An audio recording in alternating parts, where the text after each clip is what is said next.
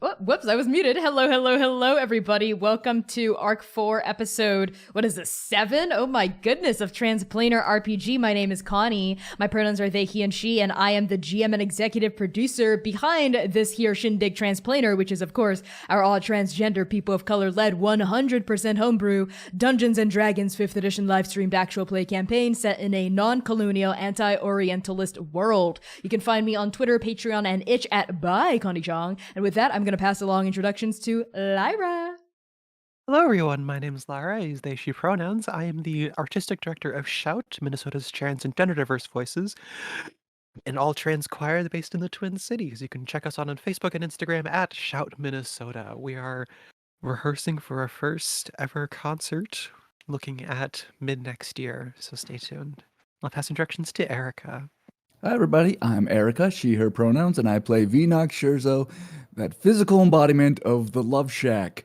And what? Don't think about it too hard. Don't think about it too hard, okay? And you can find me at Erica Newgirl on all social media platforms that I exist. I'm also a Twitch streamer. I stream Mondays, Thursdays, Fridays at 2:30 p.m. Central. I play a variety of things. I'm right now playing Bill and Ted's Excellent Adventures, which is not a good game. Not a good game. Not as good as the movies. Well, that's all I got to say about that. No, don't side-eye me, okay? You're dating yourself, Erica. Like, your name is Vinox Scherzo, and you have an alias that you're sexually interested in. You are dating yourself. Wait, what? There's a lot to unpack there. I know. It's a layered dig. Go on. Wow. I am attacked right now. And with that, I guess I'll just hang my head low as I've just been owned by Connie. And now, Max, why don't you introduce yourself? Maybe you'll have better luck than I do. Hi, I'm Max. My pronouns are they, them, and I am 1 year on T, everyone. Yeah, exciting. I play Dewey Quirk post makeover. You can find me. Here's the wings. They are so loud, so I won't subject you to that. You can find me on Instagram at Starchmonger. Yeah, I'll pass it to C. Hey y'all, I'm C. I use they, them pronouns, and I play your local goth disaster, Okahien. I'm a dancer, digital artist, tabletop streamer. You can find me making very gay, very trans art on PieSharp Art across the internet, and I will be opening up some commission slots for November. So check me out, follow me if you are interested in the art that I make that is all over this overlay. Otherwise, I'll pass it over to Connie to get the session started. You got it. So as always, a huge shout out to our Patreon Paragons. These are patrons pledged to our highest tier on Patreon. So thank you so much to Abigail Reitel, Azura, Brooke Bright, Cassidy Barnes, Charles, Chiacres, Cora Eckert, Lex Slater, Marvelous, Mitzi, Moonflower Tea, Purple Mouse, and Risa. And as always, a special haiku, count 'em girls, Oka Comforts Rev, that's 5, Lotus Comforts V, Dewey, and Manaia chill. Breaking up a sentence is not cheating. Breaking up a sentence is not cheating. Breaking up a sentence is not cheating. Okay. And don't forget that we have some brand new channel point redemptions, so check them out in chat while we're doing our announcements and see if you can redeem some today. With that, I'm going to pass along things about podcasts to C. Listen, y'all, we have a lot of stuff here on the podcast network. First episode of Arc 2 and a 10-minute recap of Arc 1 is up wherever you get your podcasts. So if you don't actually want to listen to all of Arc 10, but you do want to hear Connie's dulcet tones telling you about what happened, you can find that on pretty much anywhere you get your podcast right now. And don't forget that those drop every Tuesday at the ass crack of dawn, which is an actual time. And patrons do get early access to those episodes, as well as things like exclusive character sheets and the chance to have your tabletop OC cameo in this live stream. So if you're interested in stuff like that, or just supporting us because it means a lot, and we are so close to hitting $400 a month on Patreon, use exclamation Patreon in chat to pledge today. We're like so close, like $3 or something like that. So My kisses to you. And a reminder that Andake Anthologies is running right now, and we have the Hounds of Mercy versus Mercy 7 Evil X's and all of Andake, episode 7, streaming this coming Tuesday, November 2nd at 7 p.m. U.S. Central Time. It is my personal goal to be about half as chaotic as the Hounds in today's episodes. So if you're interested in just absolute queer disasters, who I love so much, go check them out on Tuesdays. You really, really have to be totally honest. That's it. Erica, take it away. All right, now we get to my favorite part of every episode, where I get to thank all of you beautiful people who support us, whether it's through donations, your monthly donations, subbing, gift subbing, cheering, hosting, or rating. And these are those folks who did so during Arc 4, Episode 6, and also Episode 6 of The Hounds of Mercy. Pie Sharp, Risa Malima, Crude Imposter Nightbright, Erica Newgirl, Mary Sue Says, Jay Glows, Super Dylan, Quintastic, Moonflower Tea, Brad BB, right? I don't have my glasses on, and Utopia. Awesome. Thank you so much, everybody. Moving on to this episode, we are divesting from Twitch until they, get their shit together, which unfortunately this week they seem to be going the opposite direction. So instead of a sub goal, we have a donation goal of $200. These are those brand new wild incentives. At $25, $50, $75, and then $100, one random PC will gain another point of inspiration. And at $125, we unlock collective inspiration. And at $150, we unlock an auto crit, which anyone at the table can use, including, as he likes to warn us, GM Connie. And finally, at $200, we get everyone's favorite, a huge, large drop from GM Connie. So please use the command donate at any time to pull up the link so that you can help us get to that goal. Max, help? Apparently, old Grandma Erica over here, who just dated herself on everything. Could you please explain to me what's going on? You are muted, Max. I've silenced you. I've taken your voice away. Okay. I'm back. Thank you. As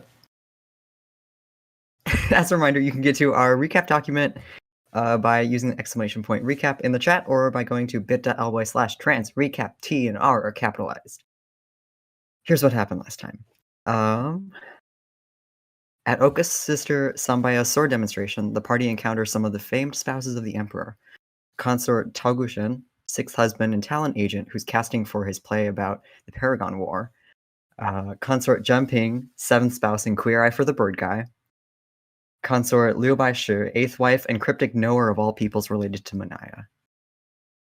Oka heads into their childhood home and reunites with Sambaya, who then proceeds to obliterate the training dummies with a big-ass sword. Later, everyone heads to Dokao to blow off some steam. Dewey splits off to see Tarnak and Kilohana, who are having the late bloomers over for dinner.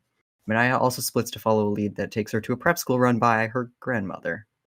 Oka, Rev, and V continue on to a tavern where the proprietor recognizes V and brings back a flood of memories. It's Lotus, her old lover. When V broke into the royal library decades ago, she gave up her memories of the two of them together. As Rev and Oka step outside, the old lovers share a kiss. Lyra, tell us about the drama that'll happen in today's episode. Hopefully through the cryptic title of Arc 4, Episode 7, you may find out. I don't know. As always, the titles of their episodes are taken from poems or songs written by queer folks, trans folks, folks of marginalized genders, international folks, and or people of color.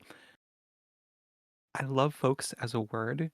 It's so uncomfortable for me to say. I always say, like, people, y'all. I'm changing that.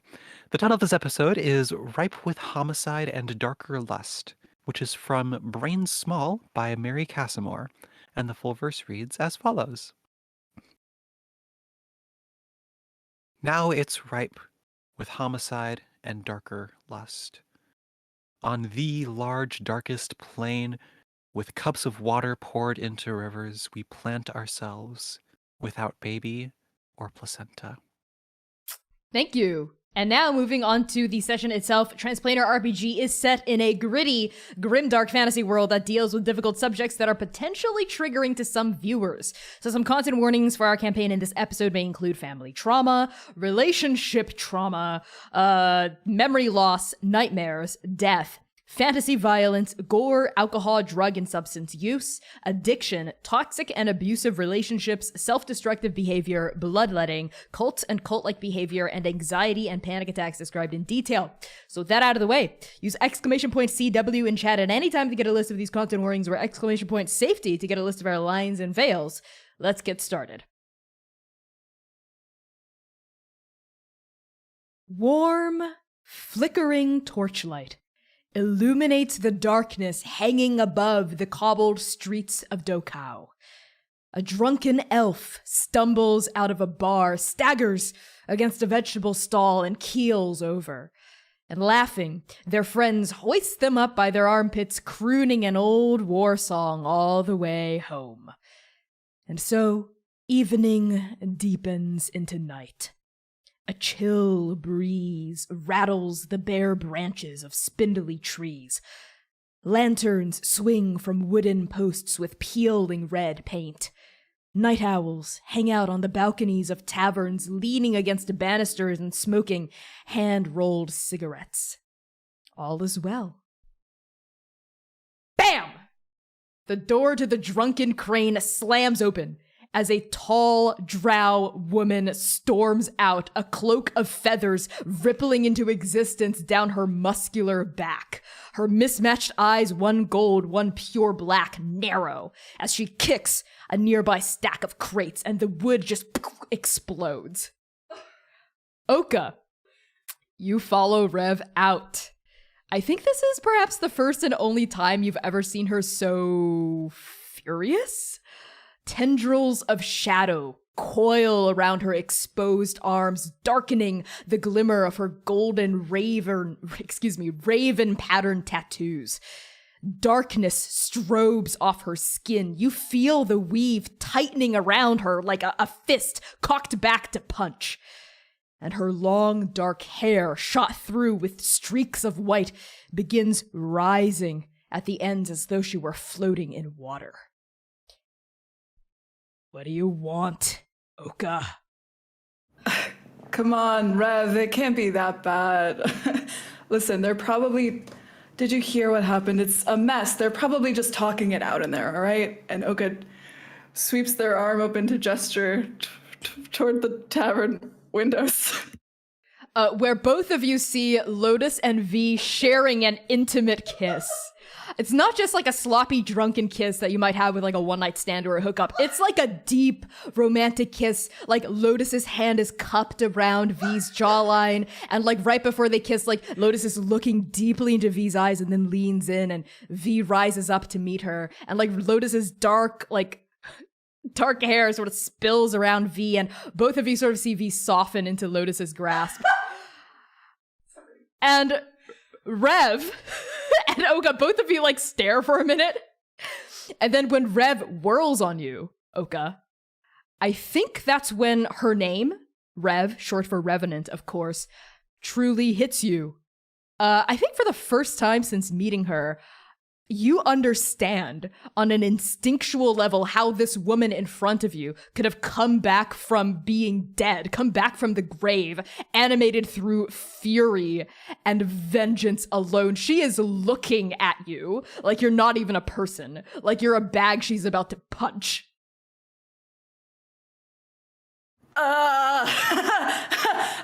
I said, and Oka kind of steps their whole body in front of the window. Maybe we should take this to, let's walk, Rev. Come on, let's take a walk, get some air. Come on, come on. We're supposed to it's supposed to be a fun fucking night. Come on, let's go. Come on, let's go. And Oka tentatively touches her on the arm. Pat, and tries to start dragging her away. Make a persuasion check.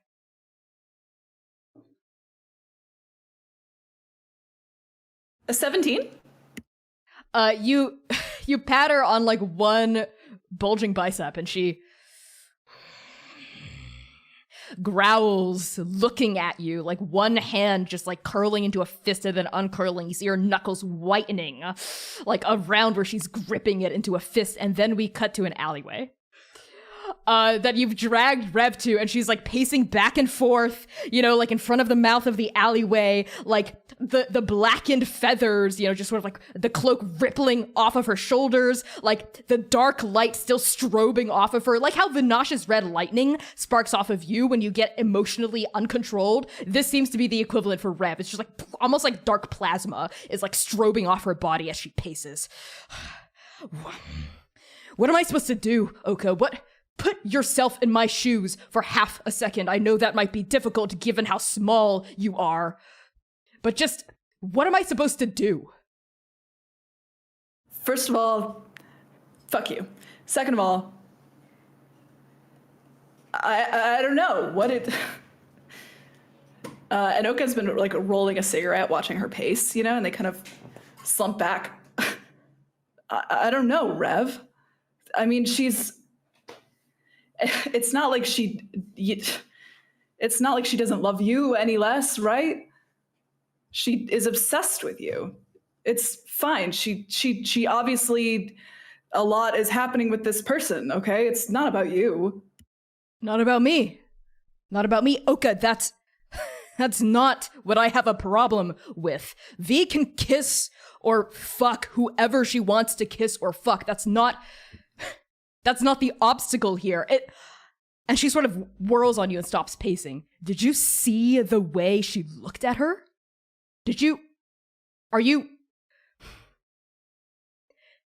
She loves her, Oka.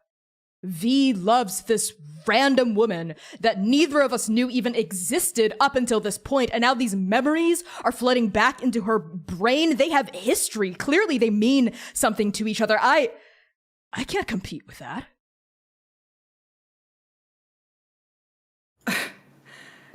Well, what then?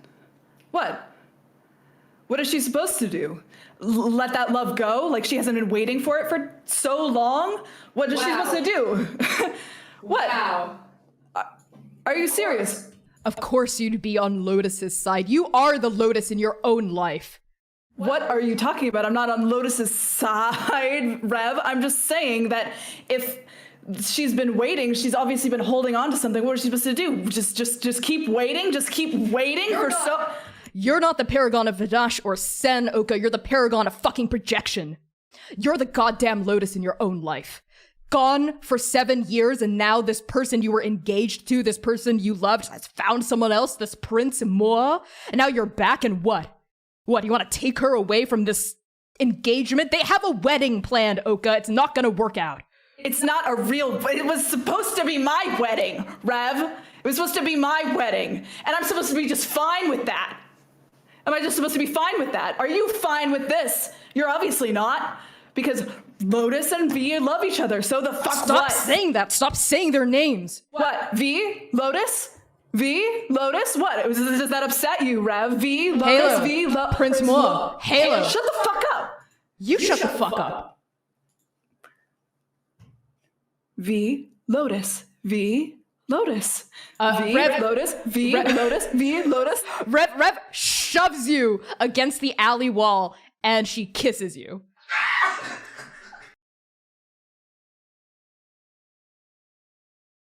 Do you... Wait, Erica just heard it. Do you kiss back?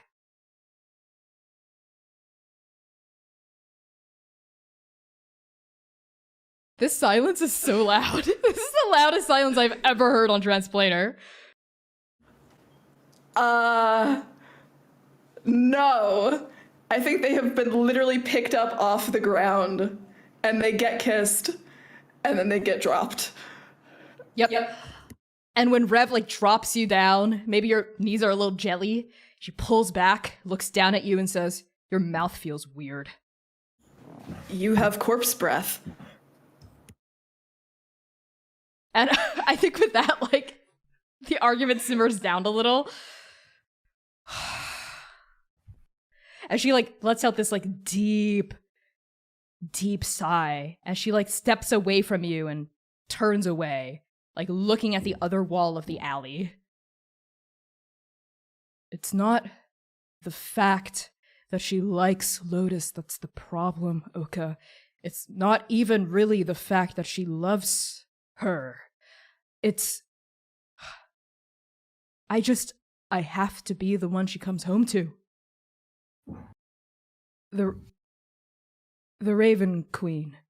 And she, like, lifts a hand and puts it over her chest a little. Everyone walks through life on their own. We all have experiences. We go on adventures. We meet people. We fall in love. We fall out of love. We do things we regret. We experience such joy and pleasure and pain and just the richness of being alive, being here in the now. But at the end of the day, Oka, and Rev turns around and looks at you, everyone comes home to the Raven Queen. Death takes us all. In death, we're all equals. And I feel the exact same way about V, Oka. If I'm not the one she comes home to at the end of the day, I don't know if it's gonna work out.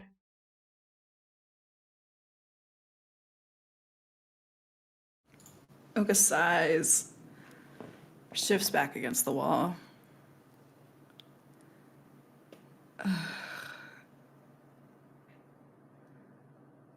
Do you know what it's like to wait for someone, Rev? More than I think you know. I mean, after my fiance was killed, I'm sorry, you're who? And I think Rev just takes a few minutes to catch you all up. She tells you about Leaf, Dream Eye. She tells you about the Myriad. She tells you about why she agreed to help your party in the first place back in Arc 2, back in the court, was because the Myriad was hunting Dewey and she was hunting the Myriad. And she tells you that how she was resurrected into a revenant, animated by her vengeance, her desire to exact revenge against this dog-headed man that had killed her fiancé and killed her as well. Are you really sure you're not Vinash's Paragon? I don't know how fate or destiny works, okay? When Halo was doing that river thing in the throne room, all I know is that in the end, we all die, okay? But it wasn't her time to die. It wasn't Leaf's. We still had time left together that we'll never have again. So let them have their time, Rev. Let them have their time. V will come home to you. Just talk to her about it. We can't all be so lucky to have what you two have, okay? There are people that I've left. All I do is leave. I want to go back one day. I want to go home, even now. That they can go back to what they had. Let them have it. That's what I fucking want. So let them have it. She'll come home to you. Even though you have corpse breath. Stop saying that. I don't have corpse breath. V Your would have lips told are me. cold. It's weird. V likes it.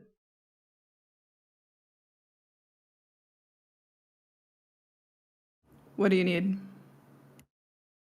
And don't say another kiss because I will have to say no.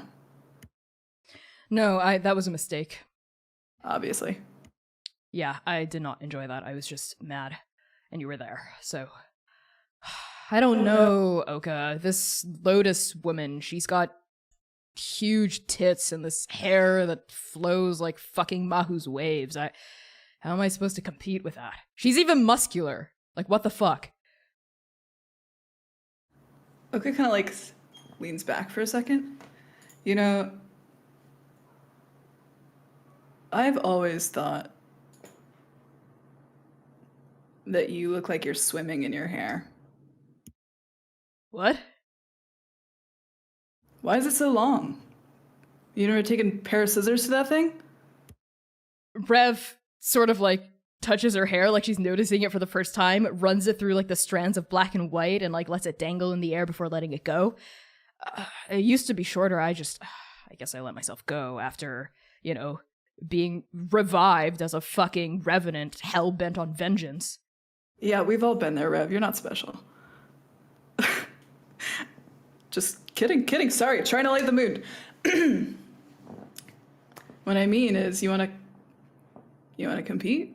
You wanna make sure V doesn't forget about you? And Oka takes out a dagger strapped at their hip, and they kind of twirl it in their fingers.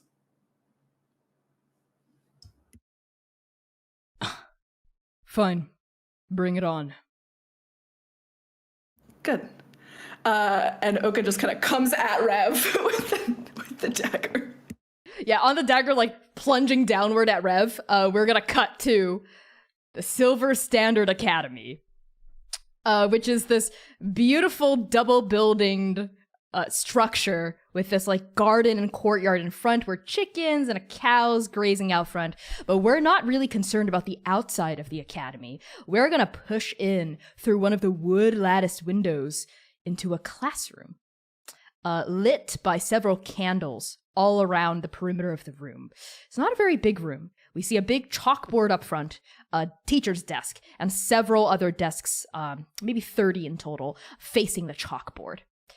Sitting behind the table with these organized stacks of parchment and scrolls and inkwells and brushes surrounding her is Miss Gao, the headmistress of the Silver Standard Academy, with these tiny little spectacles perched on the bridge of her nose. This squat, very small, very dark woman sits behind the desk and looks at the one person in one of the student seats in this classroom across from her, Manaia. Your grandmother looks at you.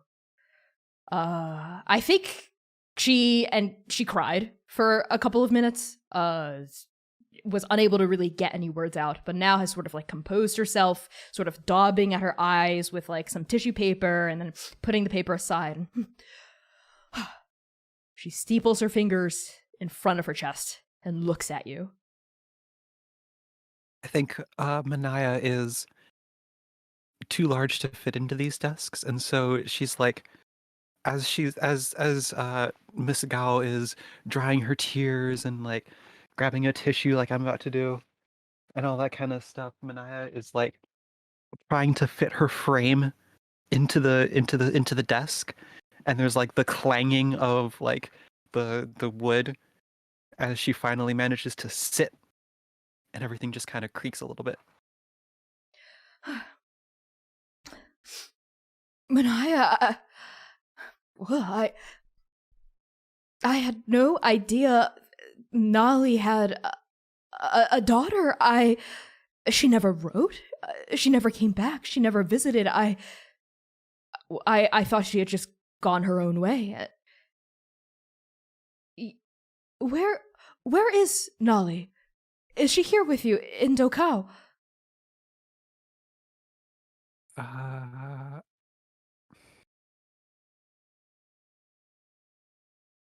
Actually,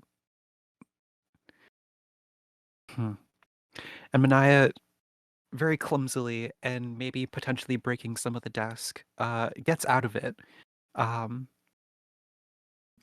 walks up to the desk, kneels in front of it so that she's like eye to eye, and grabs one of her hands.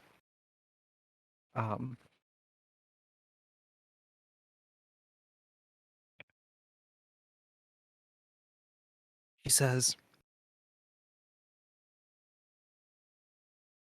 Miss Gao, Grandmama Gao, I'm so sorry.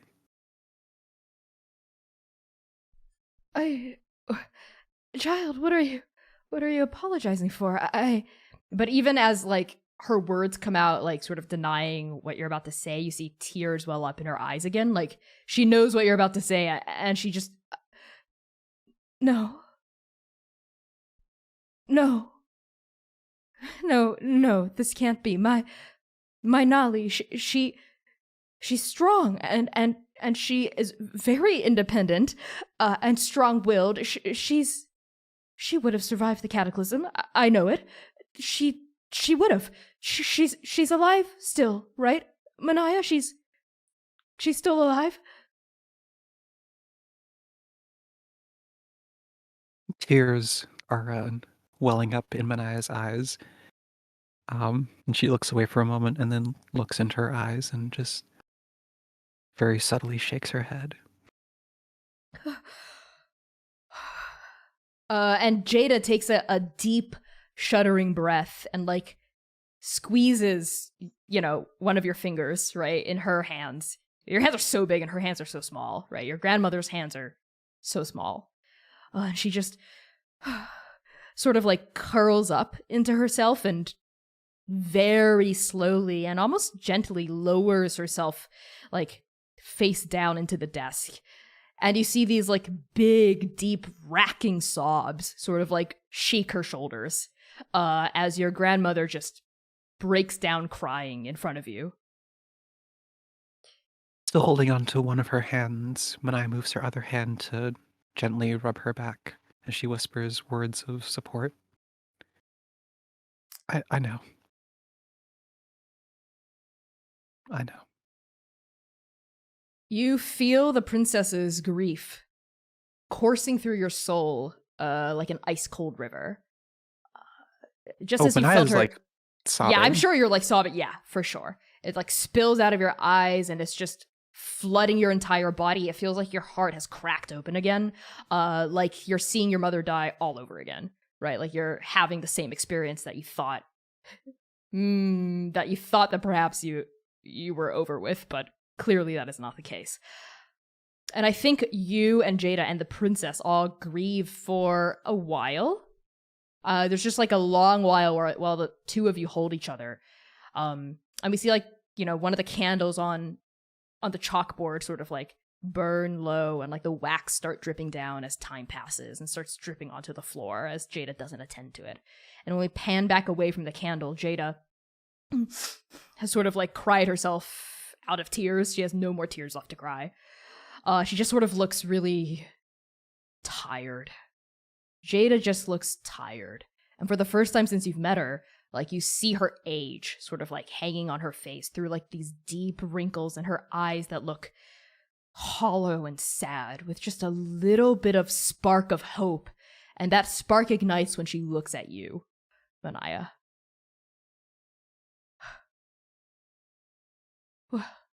It's not right. It's not right for a mother to outlive her daughter. It's wrong, Manaia, but such things do happen, especially in the wake of the cataclysm. Gods preserve her soul. At least her soul is in the after with her fathers. Manaia, why? Yes. Go on. Manaia is sharing in the tissues.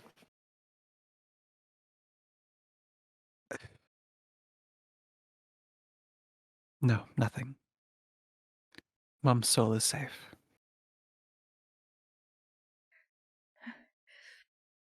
Manaia, why are you here? Are you here to come to live with me here in Dokao? I had no idea you even existed until oh my, a couple hours ago at this point. Why are you here, child? Two of us.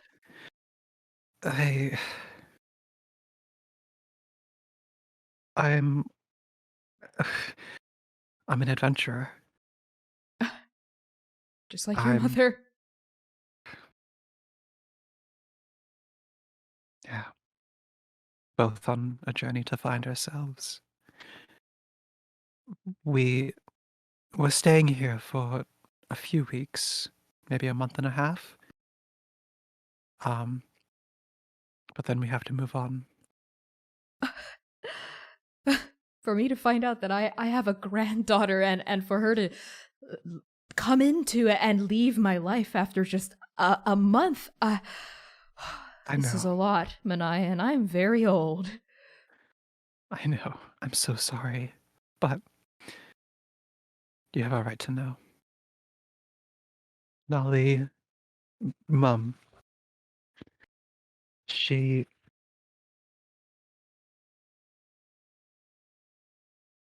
Well, I guess the two biggest things. She moved to Hanahi, found two Wanahi? partners, 2? Oh my. I could mother barely and handle the father. one.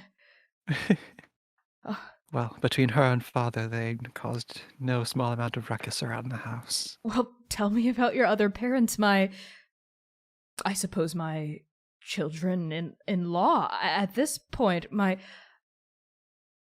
Go on. Tell me about them. Tell me about your mother and your father. Manaia tells her about her strong, courageous leader of a mother, who had a voice that could command the very ship she stood upon, and the soft, kind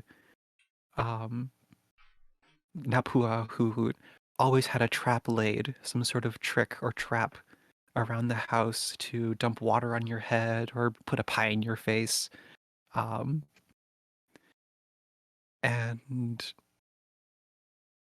Nolly, Mum, who was... Some even said she lived more outside the house than in. She was always moving. Well, that's just like Nali. I can see why she and Napua got along so much. I bet Kailani had to be the one to rein them in all the time. Well, the mother learned how to have fun from those two. Well, your But- mother and your father, Kailani and Napua, surely or are they also... Oh no, they're all right. Well, I must meet them. I have to. Oh. Where are they now? Are they also in Dokao? Oh, they're staying with a good friend of mine. The seas are too dangerous to try to sail back to Hanahi. They're in the Republic. The Republic? All the way to the north. Well, when all this is over, when the stars are restored and Mongshinjudi willing, they will be, we must meet and we must have dinner together. Of course. I'm sure you're a very busy woman with running the school and everything. But and Manaia finds a pencil and a piece of paper and writes down Dr. Lusa's address and hands it to her and says, "This is the home of my good friend Dr. Luso, Dr. Hitsaguten Luso. They're a very, very smart person." Oh, I've heard of them before. Hitsagatan Aluso. That name rings a bell. They might have written a dissertation or some sort of piece of scholarship that I read a number of years ago. Oh, they must be very old at this point. Well, you wouldn't know it looking at them. Really? Well, I suppose you wouldn't know my age looking at me either. So that's where I get it from. Well, Manaia, Oh. why are you here? You said you were an adventurer. Can I help somehow? Before I explain why I'm here, I have one last thing to say about Mum. Of course. When she ran away, she met an emissary of sorts of Sen. Oh my, an emissary. What happened? Her name was the Princess of Leaves. She was exiled to the now for being a rowdy child of the Queen of Seasons. Oh, I've heard that emissaries are attracted to mortals who share their values. I never thought Nali would attract the attention of a divine being, though. Why do you bring up this princess, Manaia?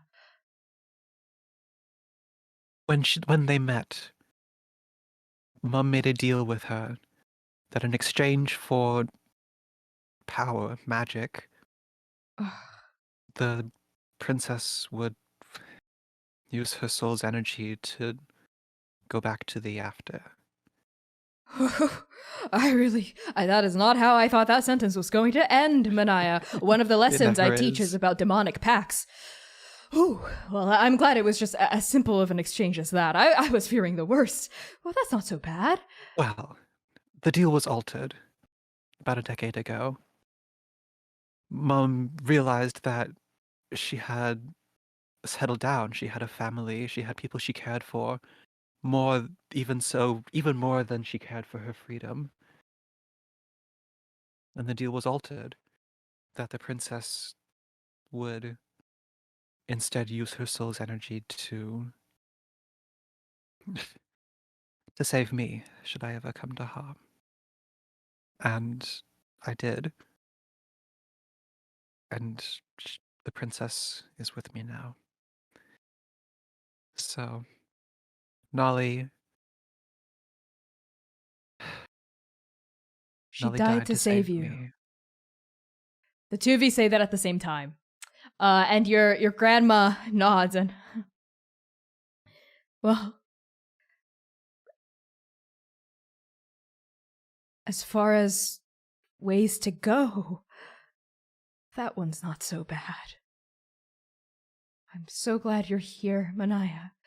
I'm so glad you've come to Dokao. The threads of fate have brought us together. I'm sure of it. Now, tell me why you're here, Manaia. At this, Manaia, freezes a little bit. Her childishness is showing, where she's she has to keep a secret, but she keeps thinking about the secrets, but so she can't, think about anything else. And she says,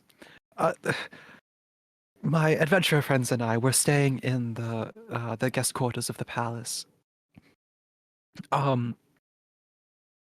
We're writing biographies of each of the Emperor's partners. Oh my! You're in the palace? Well, that is Well, that we're is a just high guests. honor. Well, even guests of the palace. I've only ever been to the palace a few times myself, and that was to go to the royal library because I am a proctor. One of the spouses of the emperor has been I've been so honored to be under their patronage, but oh my, Manaia. Well. Like grandmother, like granddaughter, I see. I suppose so. Lots of friends in high places. Certainly. Well, a biography then. Have fun writing it. I can't wait to hear all about this project. I'm sure it'll be all over the streets of Dokao in just a few weeks. Yes, of course. Manaia scratches the back of her neck a little bit. Oh, you said you make trips to the library. We've been Well, meaning to actually. When I have a writ, of course. You have to get approved to go into the library if you're not of the palace. I see. Well, out of our adventurers band, only one of us knows the library, and I don't trust her with anything. Excuse me. But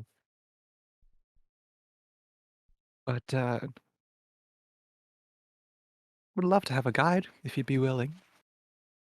Help us look around. A guide in the library? Well, if you're allowed in, certainly. Well, don't it depends. Speak or read much too, so I wouldn't be able to find my way around. Here. Take this. And your grandma rifles through her desk and pulls out a tiny pair of spectacles, identical to her own, and hands it to you. These should allow you to read too. I actually confiscated them from a student who was trying to cheat on one of my test exams because I had provided a question in Morosi, and of course they hadn't studied Morosi at the point. Here, and she I think there's shutters on the side of the spectacles that change the color of the lenses, and she clicks it to one that is blue and hands it to you. That should allow you to read too. Oh, as much as I would love to go into the palace, Manaia, examination preparations are really heating up. As you know, the exam is in just a few weeks, so my schedule is all booked up for the next few weeks. But these spectacles should help. Thank you kindly. Grandma? Yes, you could just call me Nine-Eye. Nine-Eye. By the way, was her name actually Nolly? I always assumed it was her name because it was a Nuhan name, but Her name was always Nolly. And I'm happy to learn that at least she kept that from me. Oh, Manaia, I can't help but blame myself for Nolly's fate. The reason she left too long in the first place, as I'm sure she's told you, and I'm very ashamed of this part of my past, is when I was younger and when your mother was still in Dokao, I tried to shape her. I tried to mold her into a vision of myself, into a version of Jada, not letting Nolly be Nolly. I wanted her to be successful. It all came from a place of love, of course. What mother doesn't want her daughter to be successful and happy? But the way I went about it was very rigorous. I needn't go into the details, but it was a very restrictive way, I think, to raise a child. And after many long years of Nolly's absence, I've come to accept that she needed to go. That was her choice, and it was the right choice. She needed to leave and explore Andake on her own and figure out who she was for herself. No one could teach her how to do that. Not even me.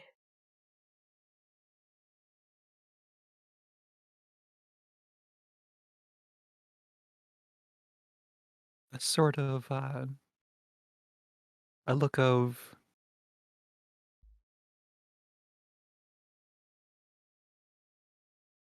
wistful understanding passes Manaia's face as she looks off, thinking about everything she's been through, trying to find herself in the same way.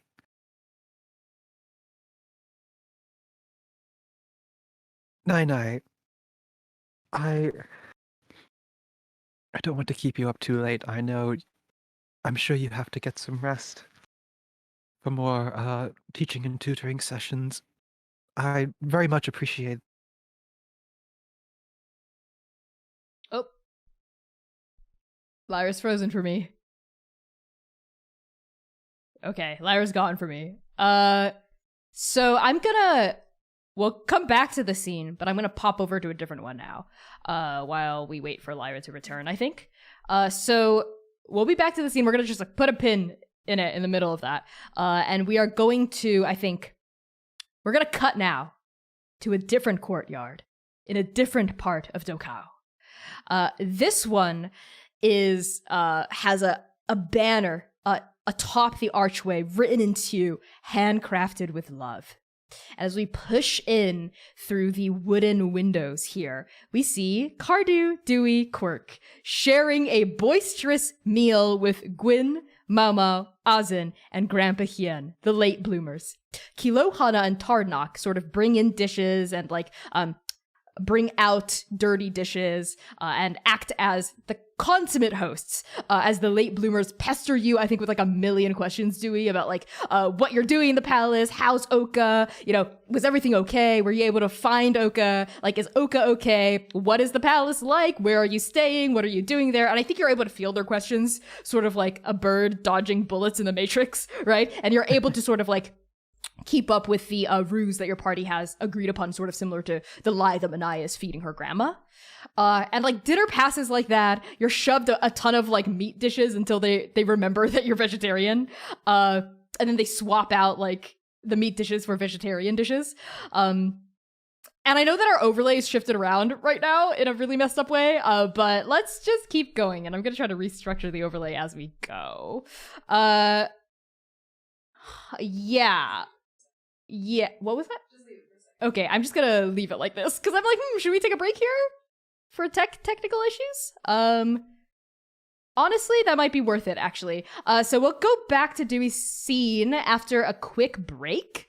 Y'all enjoy the fan art reel, because it got updated with new art. So I hope you enjoy that. We'll be back. I'm going to fix the overlay. We're going to check in with Lyra, and we'll pop back in as soon as possible. All right, sheesh. Hello, everybody. Welcome back to Transplanar RPG. After our technical difficulties, we appreciate your patience through this entire matter. We're gonna hop right back into the session. Let's just start fresh from Manaia scene and then go on as usual. So some content warnings as a reminder, of course. Transplanar RPG is set in a grim, dark, gritty fantasy world. So content warnings for our campaign in this episode may include family trauma, relationship trauma, memory loss, nightmares, death, fantasy violence, gore, alcohol, drug and substance use, addiction, toxic and abusive relationships, self-destructive behavior, bloodletting, cults and cult-like behavior, and anxiety and panic attacks described in detail. So with that out of the way, let's get back into the scene with Manaia. Manaia, I believe you're in the middle of speaking, so if you just wanted to start from the top of that thought, at least for the podcast version of this, and continue your sentence, go ahead. I don't want to keep you up too late. I'm sure you have classes to do tomorrow, so I'll leave you with this. And Manaia takes a golden yellow leaf from her leaf cape, maple leaf, and she says, "To remember me by, and Nolly as well. It should never wither, if the rest of the leaves on this cape are anything to go by." Thank you, Manaia. The princess as well, if you're in there and listening, thank you.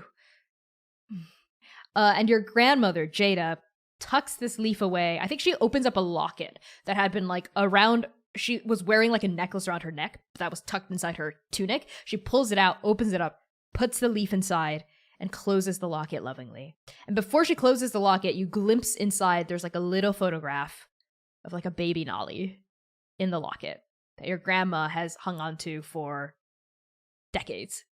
She closes the locket and grips it very tight, and then puts it back by her collarbone. Well, my door is always open, Manaia, and if you want to take the Imperial exam, you know where to find me.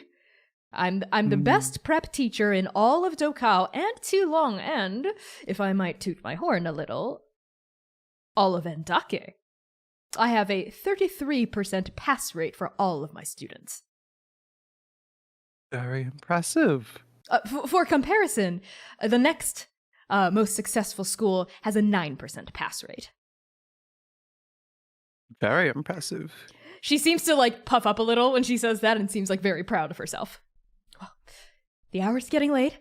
I'm sure you have exciting palace duties to attend to tonight.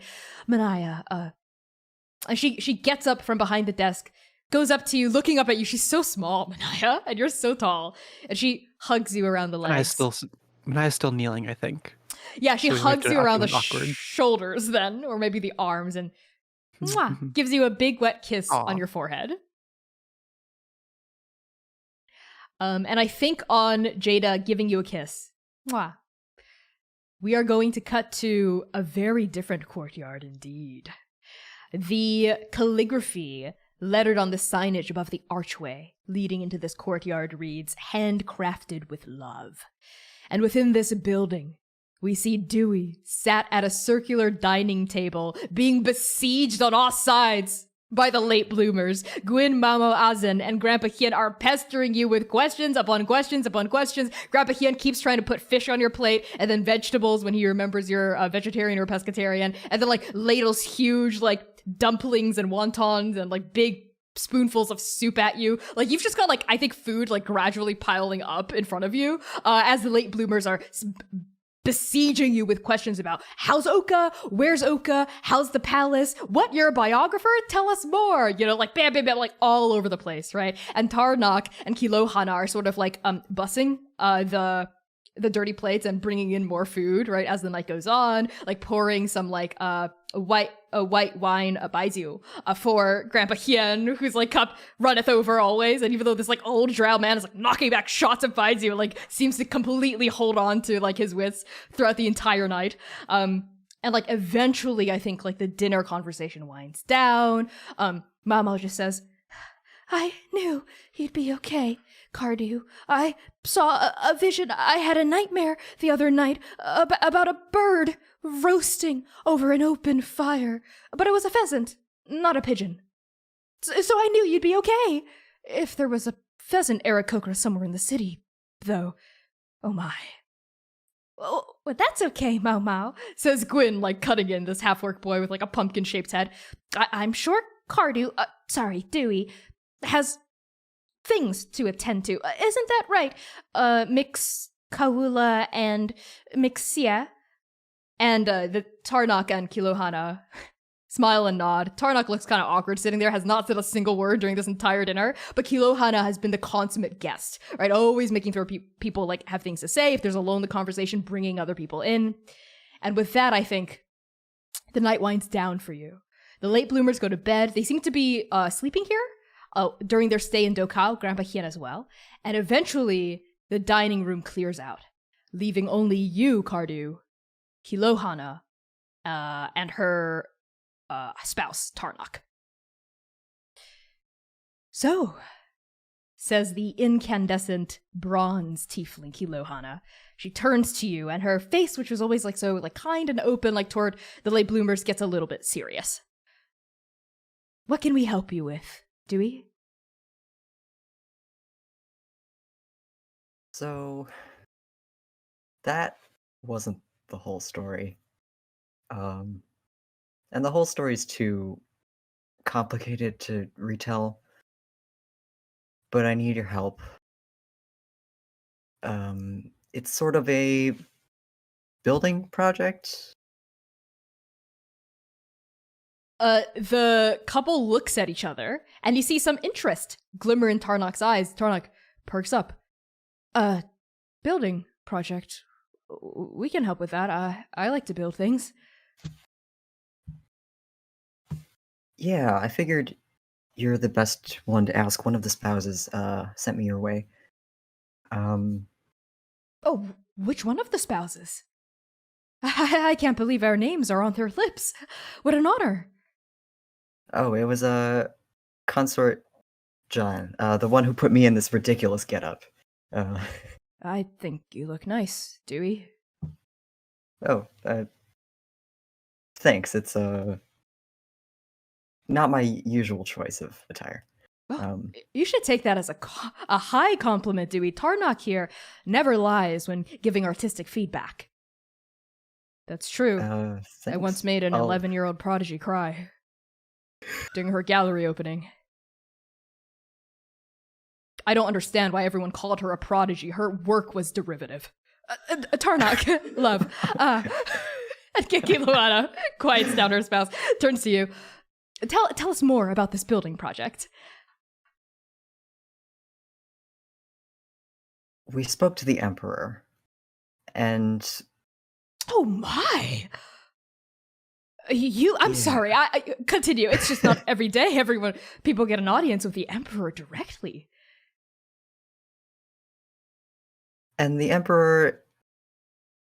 I'm not so familiar in these, dream interpretation arts. But I would trust the Emperor of all people, and...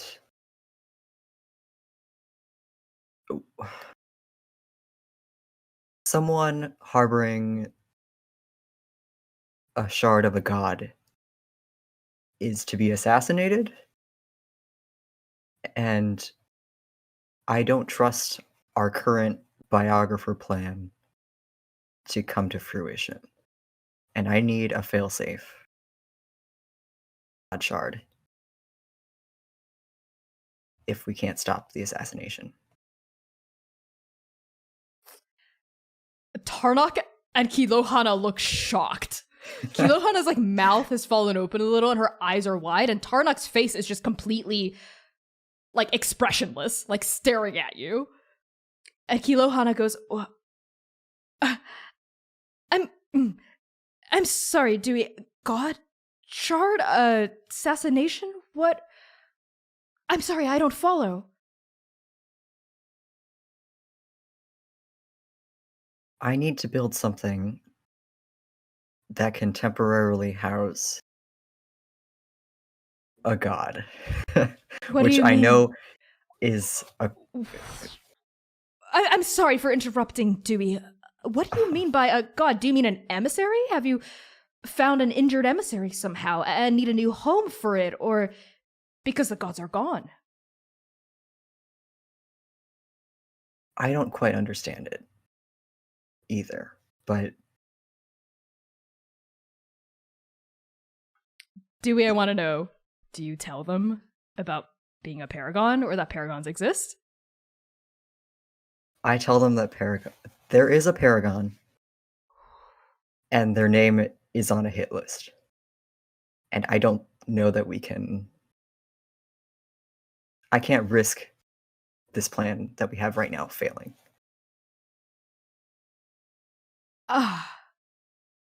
Tarnok's the one who cuts in. I'm sorry, Paragon. You mean like the paragons of yore? In a sense. Kilohana and Tarnok look at each other, and then at the same time they look back at you. And Kilohana says, I don't exactly understand what's happening, but something does seem clear to me, Dewey, which is that someone's life is in danger, and you need our help. Is that right? Yeah, like I said, I don't fully understand everything that's going on, but I need you to understand the gravity of the consequences if a god is released into, if a paragon dies and there's nothing To hold it. to hold the god. Right. Kilohana seems to be a quick study. She nods, and then Tarnok gets up wordlessly and moves into another room. And when Tarnok returns, they have a huge scroll of paper and some inks and quills. And they put it on this cleared dining table, and Kilohana starts sketching. While talking, she's just sort of drawing her ideas out. You see sort of she starts sketching a vase, and then Tarnok scribbles it out and sketches what appears to be a homunculus or a person-like figure, almost like an automaton from the URL, but then scratches that out as well. And Kilohana goes, so if I'm understanding you correctly, Dewey, you need to build some sort of, you need our help to build a vessel to hold a god, correct? In case their paragon dies? A vessel, yeah, to temporarily take the place of a paragon. I see. Well, and as Tarnok draws and doesn't say anything, he's just drawing on this paper, Kilohana gets up and starts rubbing her chin, and you sort of see this really analytical look come over her face that I don't know if you've seen before. And you remember what Tarnok said about Kilohana being curried by the URL, but she had turned them down. She sort of paces in these tight circles around in front of the dining table and says, let's see. Well, what you need effectively is some sort of a vessel. Yes, a vessel, but not just any vessel, because if we're talking about a real god, Dewey, then any regular vessel, even materials of the purest form, gold, silver, platinum, electrum, they would shatter. There's no way they could contain it. Maybe something like an ancient gem. Perhaps a giant gem might be able to contain it temporarily. And when she says that, your mind flashes to the gem on the tip of Bloodthirst's prosthetic tail. And then flash back to Kilohana sort of talking out loud. Maybe that, but no, even that would crack eventually under the stress. Theoretically.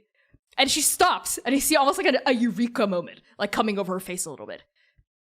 Theoretically, Tarnok, the current vessel, the paragon that's still here. And Tarnok goes, yes, dear, go on. If there was an essence, somehow taken from them, we'd be able to imbue it in the new vessel and make it whole. Yes. And they both turn to you and like expect you to catch on.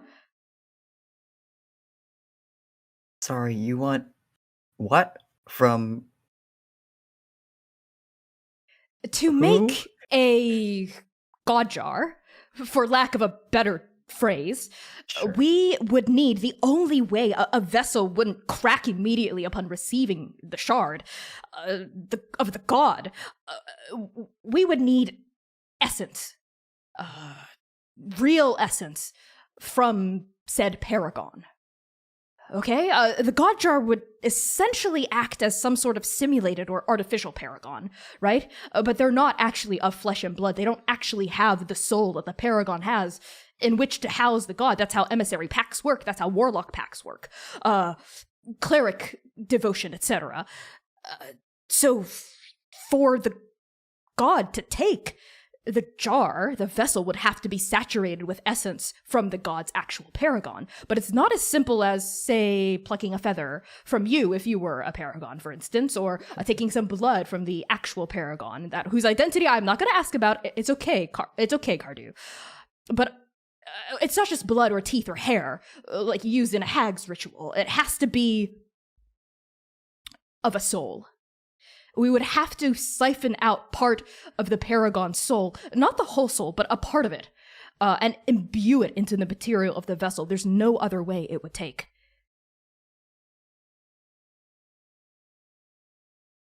Is the soul resource renewable, or does it permanently? It's renewable, but the paragon, the person we take it from, would be weakened significantly for a period of time afterward. But they would come back. It's sort of like recovering from a bad cold or an intense surgical procedure or some sort of transfusion. Like a transplant of sorts. Exactly. A transplant.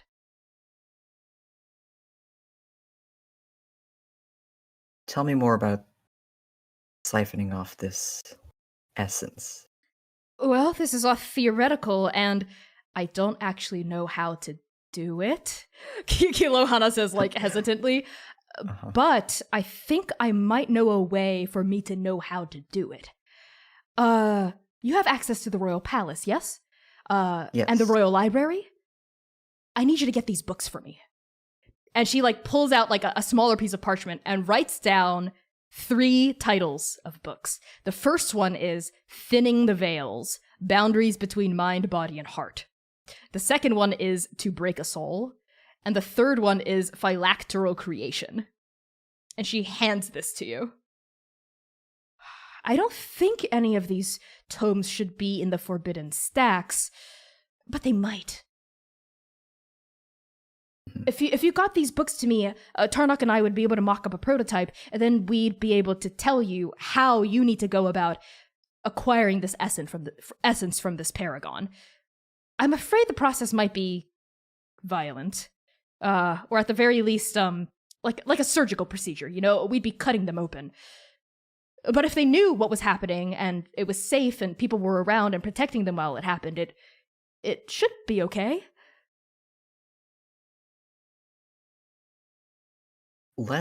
Yeah, okay. The initial plan sounds workable.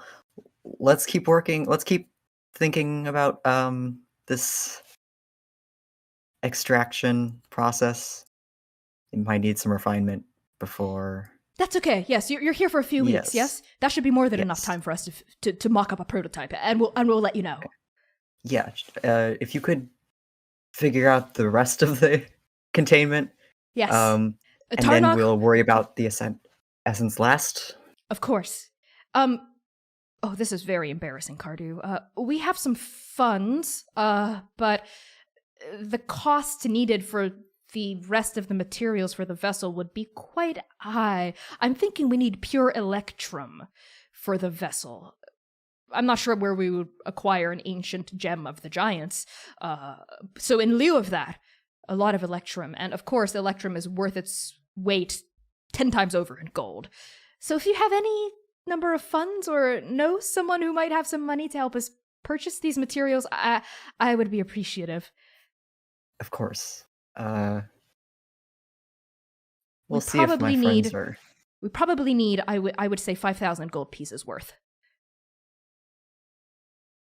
Okay. Yes, that gives me plenty to work on. Yes, Cardew, the books and the money. I promise this isn't a mail order scam. Promise. No, I trust the two of you. Would you like to roll insight just to see if they're trying to con you or something? Sure. I mean, if Dewey wouldn't, you don't have to. Dewey wouldn't. Okay, yeah, great. Then you don't have to roll insight. That's fine. Oh, 5,000 gold pieces. And maybe as you're lingering on that sentiment, you think of V. Uh-huh. And upon thinking of V, we cut back to the drunken crane, where V, we find you in the middle of a passionate and loving kiss with Lotus. And then, Lotus's lips are so soft against yours. She smells so good, like this floral scent. Her hair is tickling your neck and your shoulders and your arms, and she pulls away eventually after what feels like no time at all and what feels like a lifetime at the same time. That tastes exactly how I remember it. And V kind of opens her eyes and looks around. And then she sort of... I'm sorry. And V kind of stands up and starts walking away. She starts walking to a fireplace that she and Lotus probably spent many a night around the fire after the bar closed up. Lotus, this is so much to take in right now. 20 minutes ago, this bar was a complete mystery to me. I'd never seen it before, and now here I am. And I have memories everywhere. I know every crack of this floor. I know every inch. And then she sees over at the end of the bar a stool. And she starts to walk towards this stool. And she stops at one moment, and you see her shifting her weight. She looks down. You fixed the floorboard. After all this time, you fixed it. I can't believe it. And she goes back to the stool. She's thinking this out loud for her own benefit. This was my stool. And she turns around so she's facing the whole bar. And she puts her elbows on the bar. She's I used to stare at all of your patrons all night long looking for a good mark, looking for anyone who might be out to rob you. I've spent so many hours at this stool. It's my stool. This is so strange. Lotus goes over to you as you're on the stool, and she gestures for her to see if she pick up the stool. And she does. And she flips it up, and you see your own initials carved into the bottom of the wood, underneath the stool. Remember that? Yeah, this was... Oh, that was so long ago. This is so... How much time has passed since then? I stopped counting, V. Decades. Decades at least. You have to believe me. When I gave up memory, I thought I'd forget that morning. Shh. I believe you, V. And she walks up to you, looming down over you, 'cause she's taller than you, and kisses you again in front of the stool. And at first, she's V just relaxes into it, and her arms sort of wrap around her waist, and she leans into it at first, but then Lotus feels a little bit of hesitancy, and there's a pulling away, but the lips are the last thing, and then V pulls away. Look, I know that usually I'm one for keeping secrets, but I feel like we have to talk about some things. Of course, darling. How about we talk about it upstairs?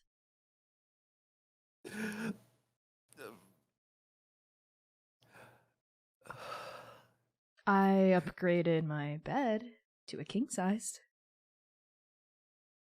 Oh, my heart.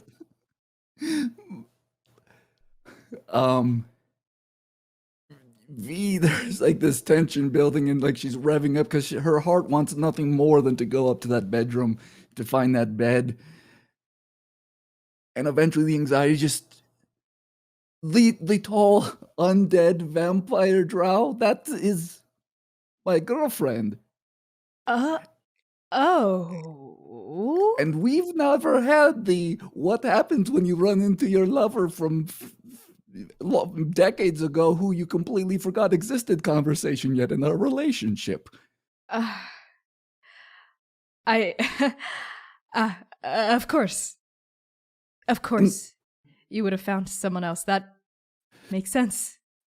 No, this is a very recent look. 7 years ago, I had my heart ripped out of my chest. Not literally, although that has happened recently. Vasanti, I have been waiting over 50 years for you. Can your girlfriend wait one night? Please?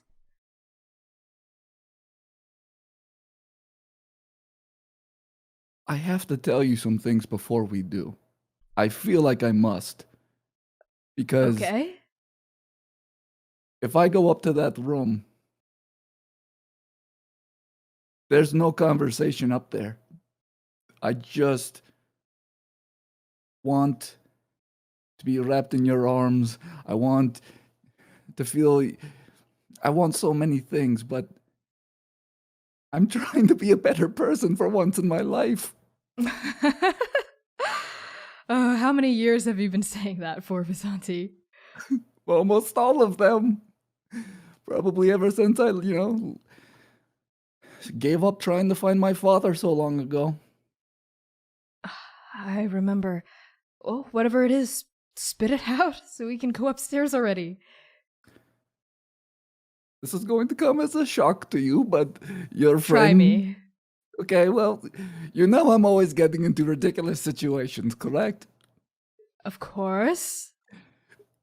Have you ever heard of Paragons? You mean the children's tale? Of course, who hasn't? Well, funny story. Apparently, I am a Paragon. Apparently...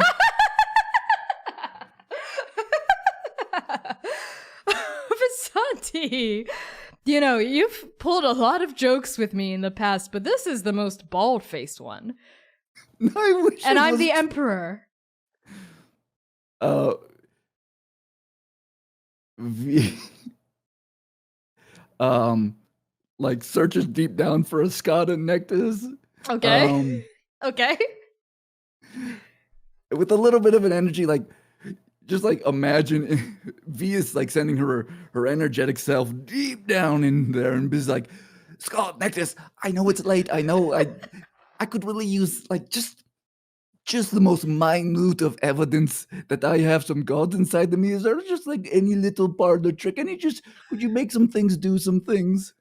Would you like to use the Paragon mechanic? Ask them for a favor? Yes. That seems like that's what this is. So I've homebrewed Paragon mechanics that we're finally going to see in action here outside of Gamble.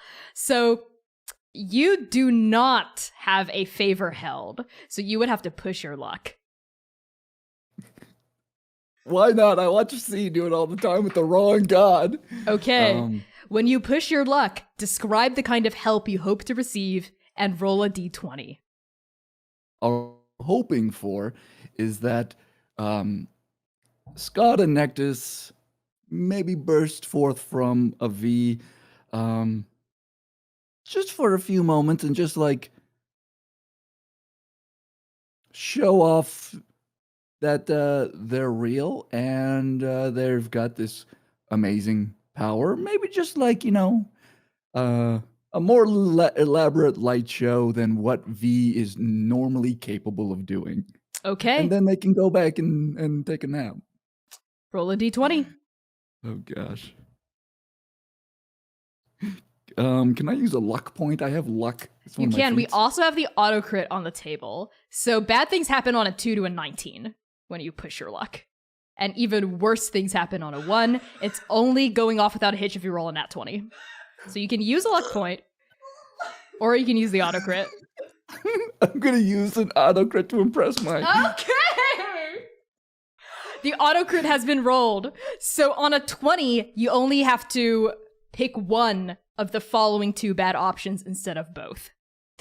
So either your gods need you to promise something first, and the promise will be binding, or their intervention creates trouble as well. And I'm going to describe the consequences.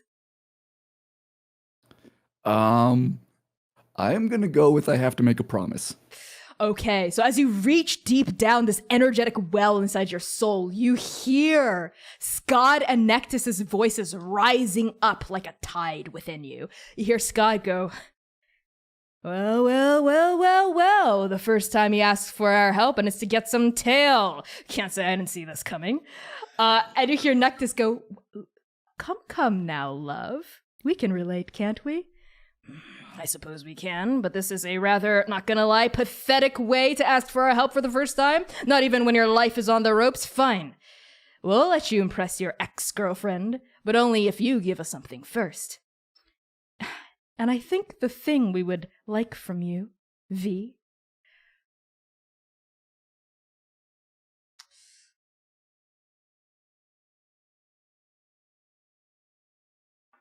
is for you to promise to us that you have to always follow your heart. Okay. Your heart got you into this mess, V. It's the only way that'll get you out.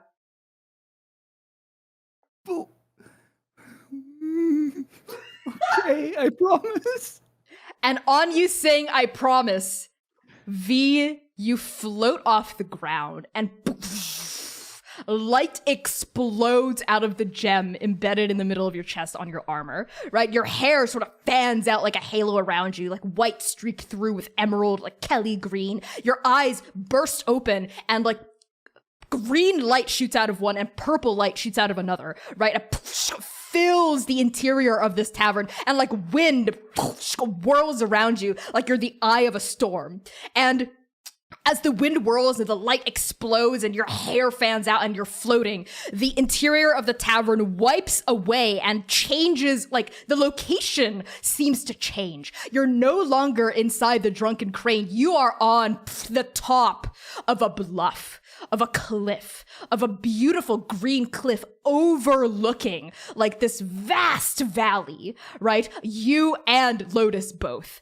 You're floating up there, and you see these like 2 glowing lights shoot out of your chest. One of them seems to take on the form of Scod, this like deep crimson, like form that looks vaguely like elven, and the other one seems to resemble Nectus, purple, like wisps with like horns coming out, one broken, right? And they like intertwine around each other and shoot up into like a huge pillar of light into the sky. And where they hit the sky, the sky turns red and purple, all emanating from you as like the nexus point. And Lotus is like staring at you on the hill, like her like hair is like flipping wildly everywhere. Her eyes are wide. She's like staring all around. You see she's drawn a dagger like hidden inside like her clothes and is like what like looks like near panicked. And then the light sucks back into your soul.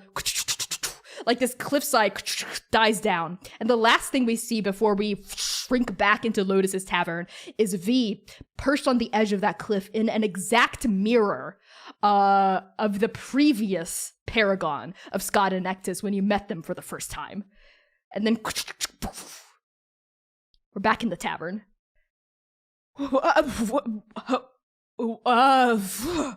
And Lotus like stumbles, I think, and like holds on to you to catch herself. It's easy. It's okay. It's okay. So that's Scott and Nectus. They're an item. They kind of just live inside of me while I'm getting ready for a possible showdown for the future of all of Andake. Simple. She stabilizes herself against you, nods once, and then like gets up, like pushes herself off of you and cups your waist in like one hand and like the side of your face in the other. She looks down at you, breathing really hard. Her hair is still like messed up from like the billowing winds on the cliff. I think even you are like, was that real or was that an illusion? Like, what was that? She's looking down at you and she just says, Visanti, I have never been more turned on in my life. Well, we still have some communicating. However, we could make our way upstairs. As we're walking, just one brief conversation. Have you heard of perhaps any, I don't know, plans afoot for any type of assassination that may be happening in the next few weeks or so? Or just asking for a friend. Here's how we're gonna do this, V. And Lotus sort of like steps forward and like pushes you back against the bar, looking down at you, right? We're gonna go upstairs. I'm gonna fuck the brains out of a Paragon. I'm sorry. And then I'll tell you everything I know. This sounds like possibly the greatest night of my life. Let's go. We cut to fade to black on that. And when we cut back again, we see you, V, and Lotus in bed. And you're chilling in bed. Blanket strewn around you. It's a brand new king-size bed. It's nice. There's like a floor-to-ceiling mirror at the foot of the bed, which was also nice. And as the two of you are sort of like snuggling on this mattress together, maybe you're tracing like the scars, right, on like Lotus's chest, like these big knotted scars all over her red chest. Looks at you and she says, "Here's a virgin martini for you." She like picks one off of like the nightstand and hands it to you. Oh, wow, I forgot what it's like to have breakfast in bed. It's funny. Not very many people who come to my bar ask for a virgin anything, but the only other person who's ever asked for a virgin martini specifically, and they only wanted an olive in a chilled glass, so not even a drink like you. It was just an olive in a chilled glass. It stood out to me. I thought that was so odd. Some noble. Oh, interesting. Do you have a name for said noble? No, I didn't get a good look at their face. They were swaddled up in furs and scarves. I guess it's been getting colder, but this stood out to me. They clearly didn't belong. I knew they were a noble by the way they held themselves and the way their pinky lifted when they ate that olive. Well, that was their first mistake. You never keep a pinky up in the bar. In a dive bar like that? No. Besides, I'm almost positive they were wearing some sort of spell. When I was getting their drink, quote-unquote drink order, their face underneath the hood of their furs was all fuzzy and hard to look at.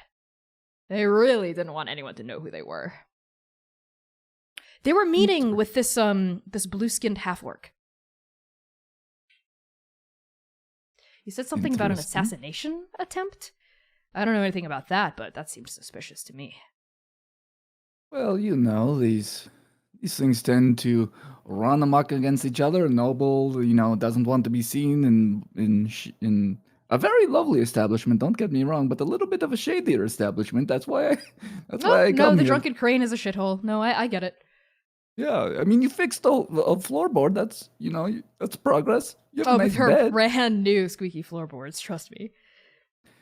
But nobles are always noble, and this is what they do. They like to be tricky, and we like to be trickier, don't we?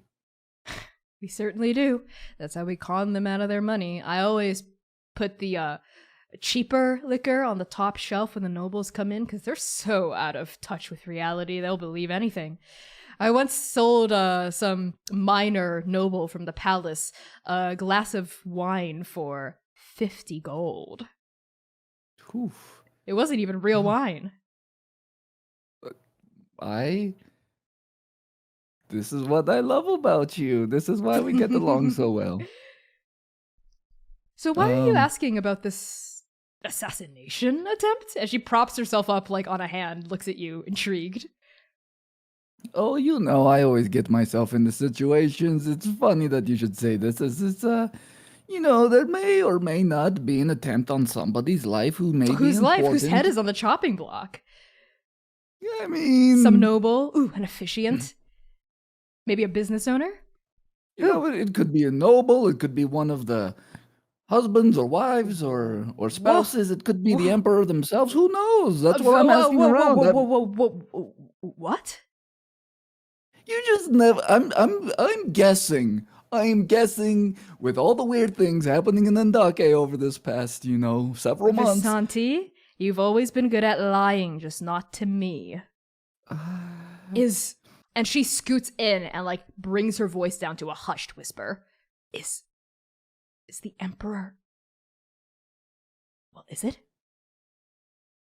There is a prophecy. We all know that V doesn't believe in destiny, but there is reason to believe, thanks to prophecies, that the emperor's life may be in danger, and would very much behoove, whatever that means, Vinak Scherzo, if the emperor stayed alive, perhaps for a little while longer. Well, of course, she's the emperor. I remember when Emperor Jur was on that throne. You do too. He was not a very good emperor. But the emperor that we have now, Mongshan Drudi blessed, she's a good one. She cares about us, about the people. If someone wants to assassinate her, it can't be someone of the common people. I would be very surprised if it was. Well, I'm going to be investigating. If you see me around, I may be pressing the story that I'm a biographer. We are speaking to all the spouses, and we're writing this epic biography of the once estranged, perhaps still estranged, Prince Oka. We're writing. So I'm going to be around. I'm going to be asking questions. I'm going to be, I want to get to the truth. I want to get to an accurate depiction of royal family. This is the emperor. This is, we want to do justice in the histories of time. You get the con, right? I do. V,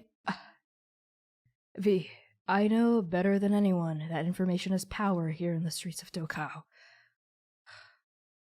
Do you have any magic that can erase the memory of the fact that the Emperor is the one on the chopping block from my mind? I don't want to know this.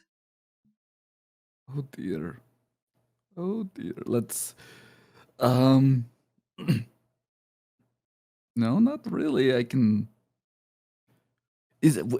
Are we on the next day?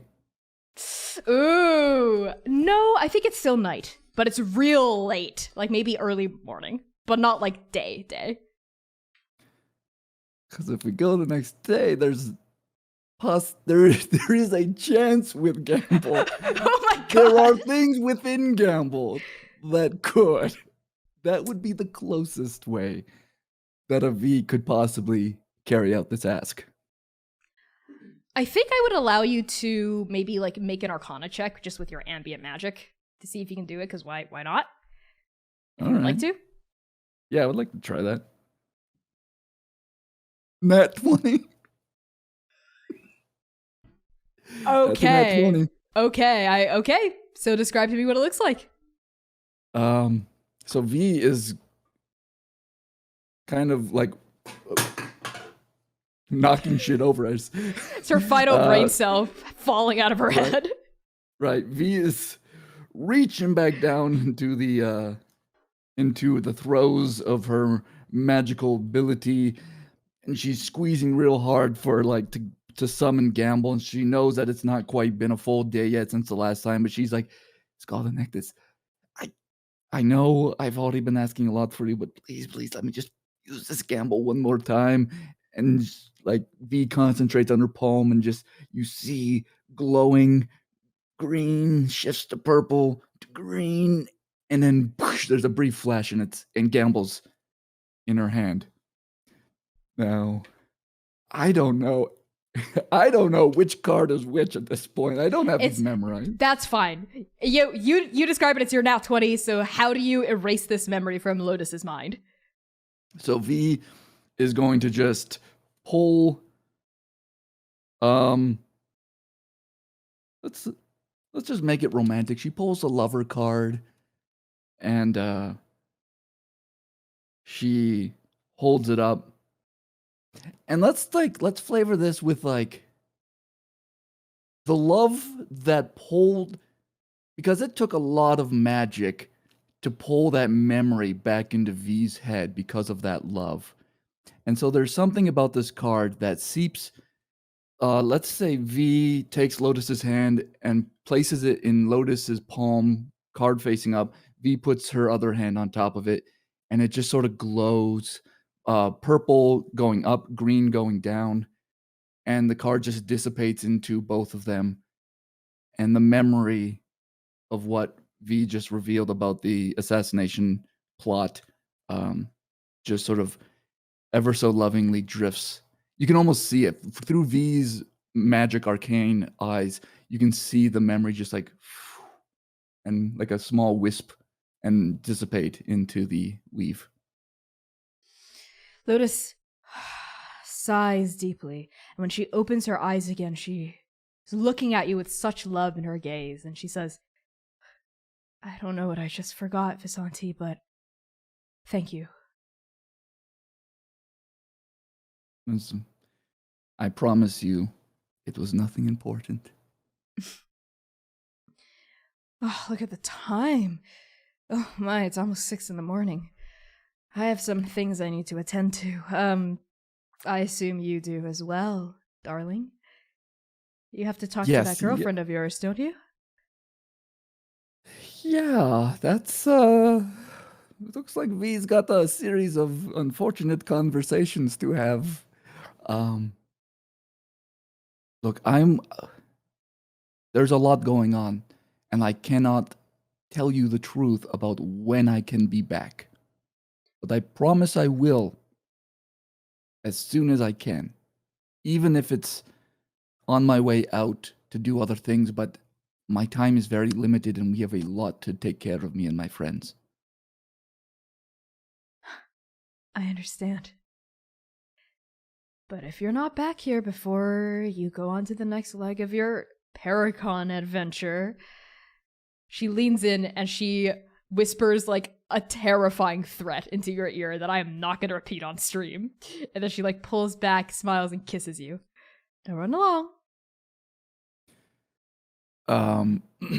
V replies in Jukai something along the effects of, oh my god, but in a much more profane, wow, that was fucked up way, and makes her way out. And actually, instead of like just using the door like a normal person, V like looks through the windows, sees like that there's no one like really out there, and just like dimension doors through the wall, and then just like into the nearby alleyway, and then like comes out of the alleyway and makes her way back to the palace.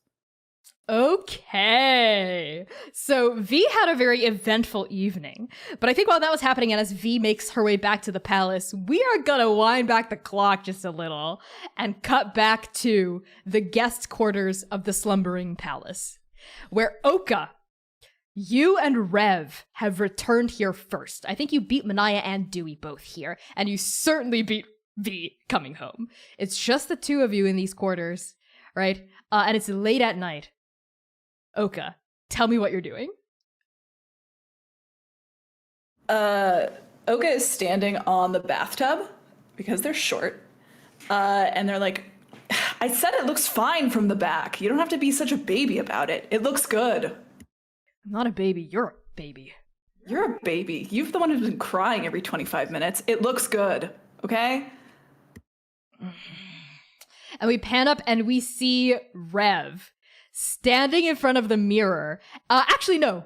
We see Rev's feet first. And we see just like strewn all over the floor of the bathroom is just hair.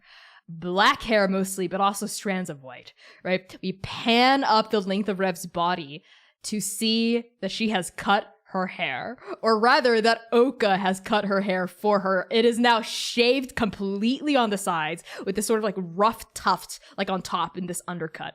And yes, I do have a visual reference that I'm going to flash on screen for a second here. Brand new Rev, everyone. One gold eye, one pure black eye, just cut along the sides. Yep, that's Rev. Thank you. Thank you. You're welcome. This is my service to you as a friend. I have the best of friends. Rev sort of scratches the nape of her neck where we see like little baby hairs, you know, like plastered to it. Ugh, it's all itchy. I remember why I hate cutting my hair so much.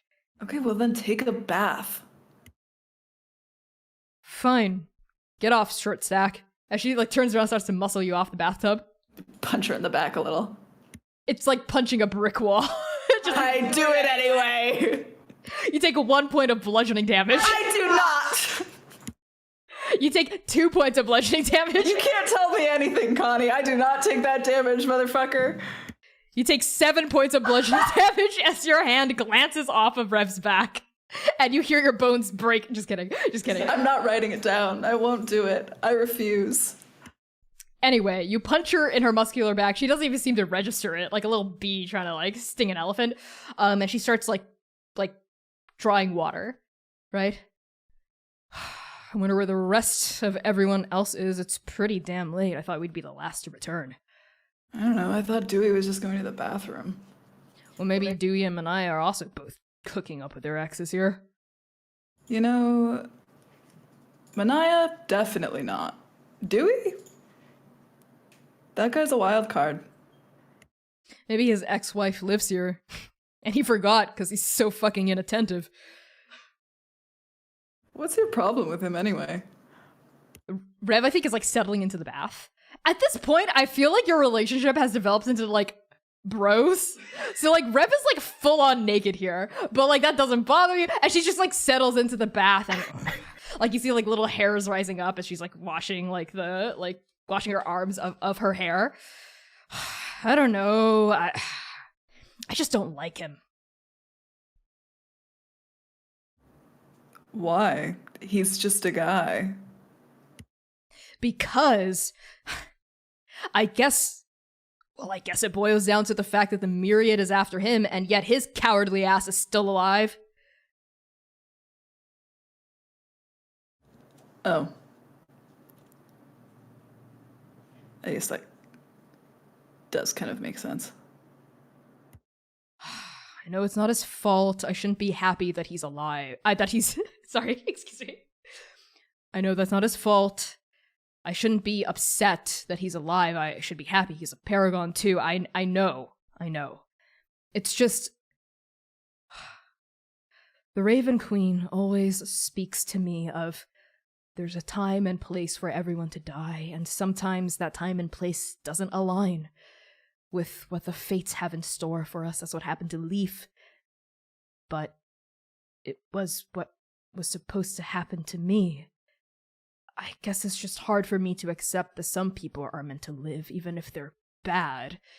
Bad people get good things, and good people have bad things happen to them all the time. If we're supposed to believe that destiny is real, then it means that what little free will we have... You know what I'm getting at, Oka? It's not fucking fair, is it? That's why I was so mad at you, I think.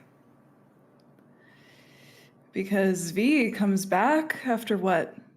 50, 60 years? Who the fuck knows how old she is? Her lover takes her back.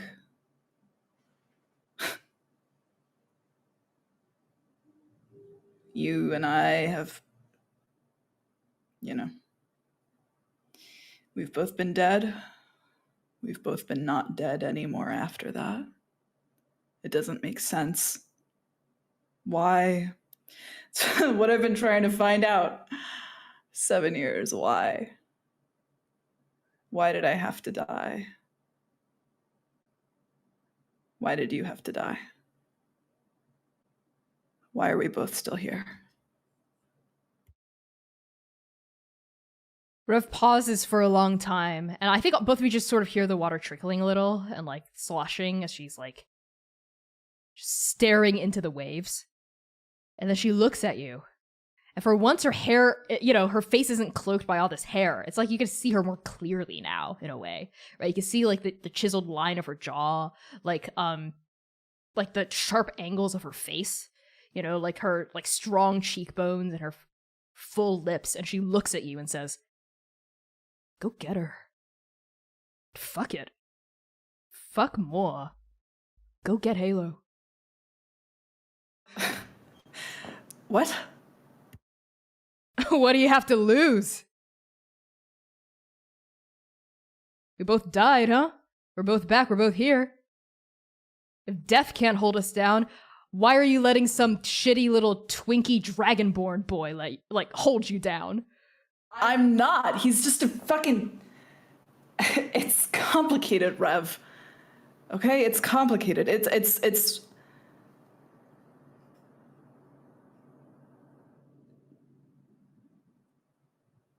Maybe she doesn't... Okay. I saw the way she looked at you in that throne room. Okay? I don't know if anyone else noticed, but when you were fighting your mother-father, I turned and I looked and I saw. She had clasped her hands over her mouth. Her eyes were wide. She was sobbing, and she was looking at you. That is not how someone who's uncaring about their ex-lover would act. And is that what I should do to her? Again and again and again, make her cry. Make all of them cry. Because I'm still here, I'm still back. But not in the real way. What, she'll get married to a ghost? She'll be happy with that. With me. After all this time. We both need to cherish what time left we all have on this earth. Oka. You shouldn't rob yourself of that. You shouldn't rob her of that. Everyone goes eventually. Everyone dies. We all know that.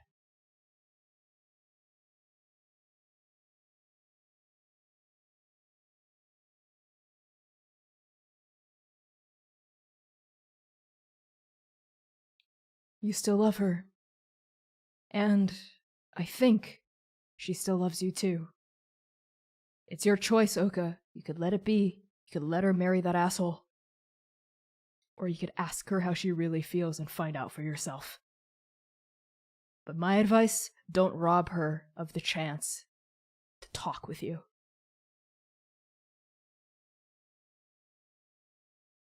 You could just say you want me to leave the bathroom and I will. I don't mind, actually. It's nice to have someone to talk to. Fine.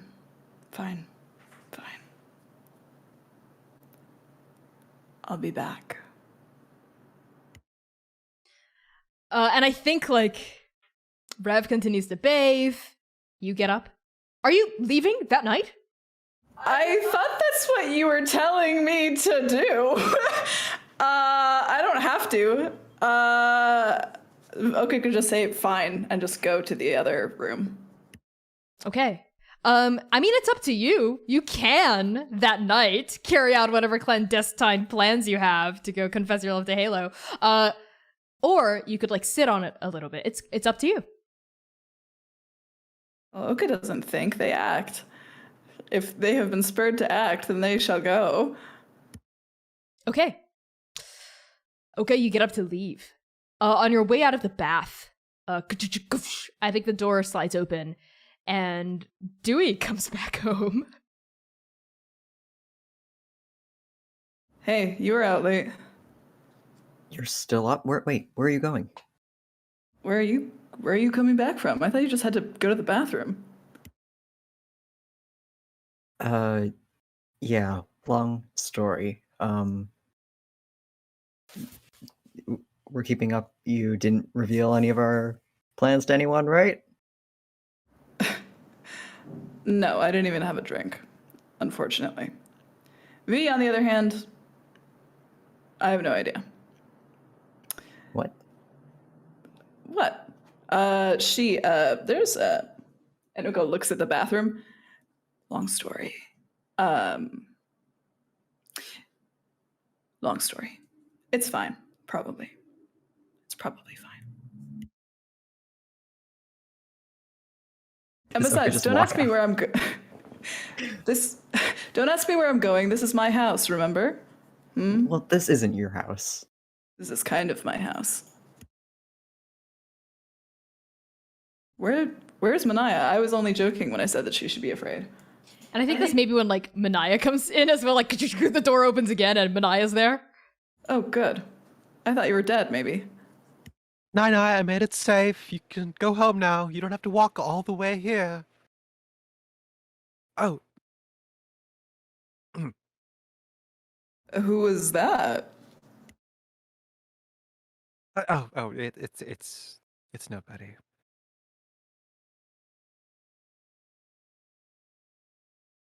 So we all just had cool, uneventful nights.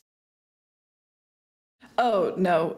V got us all thrown out of the bar. But in the opposite Well, way I'm than not you're probably surprised. expecting?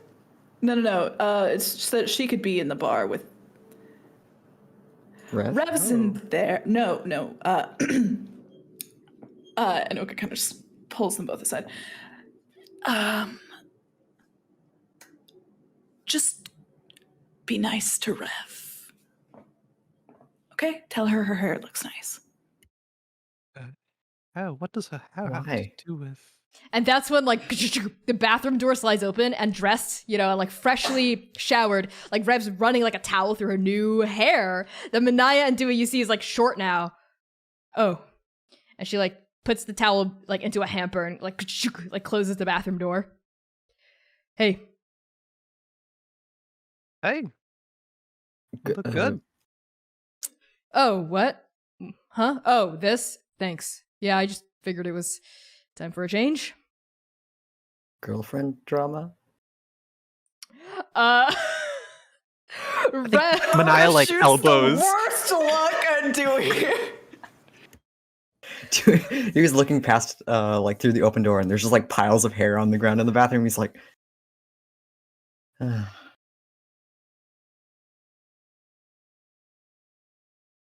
Rev just says, bathroom's free? And without cleaning it up, just sort of like muscles past all of you and heads toward like her and V's and Oka's room. I'm gonna take a smoke break.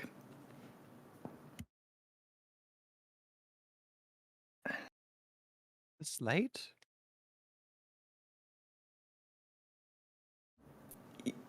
Yeah. All right. Just keep it outside, all right? Yes, darling. And I'll have breakfast ready when you come back, since we're all staying up so late. Because you are the sweetest thing in the world. And Oh, Oka you know kind I of try. and Oka kind of like lifts their arms. I can't do that actually. Me. Oka lifts their arms all the way up on Manaia's like over her shoulders and like gives her a little kiss on the cheek, but in like a what's it called? A patronizing way almost. And Manaia blinks a couple times at that and is like, and she ruffles Oka's hair and is like, well, bedtime is 2 a.m., all right? All right? And Manaia starts shaking their head. All right? It's already 2:30. Oh, it is. Fine. And Manaia, like, throws their head aside. 3 a.m. then. I want to hear that door open. It's fine. It's fine. I don't imagine we'll be hearing the door open again. I think I should. And they kind of look after where Rev went off. And they look at the door, which has not opened yet. I think I'll pass on the smoke break tonight.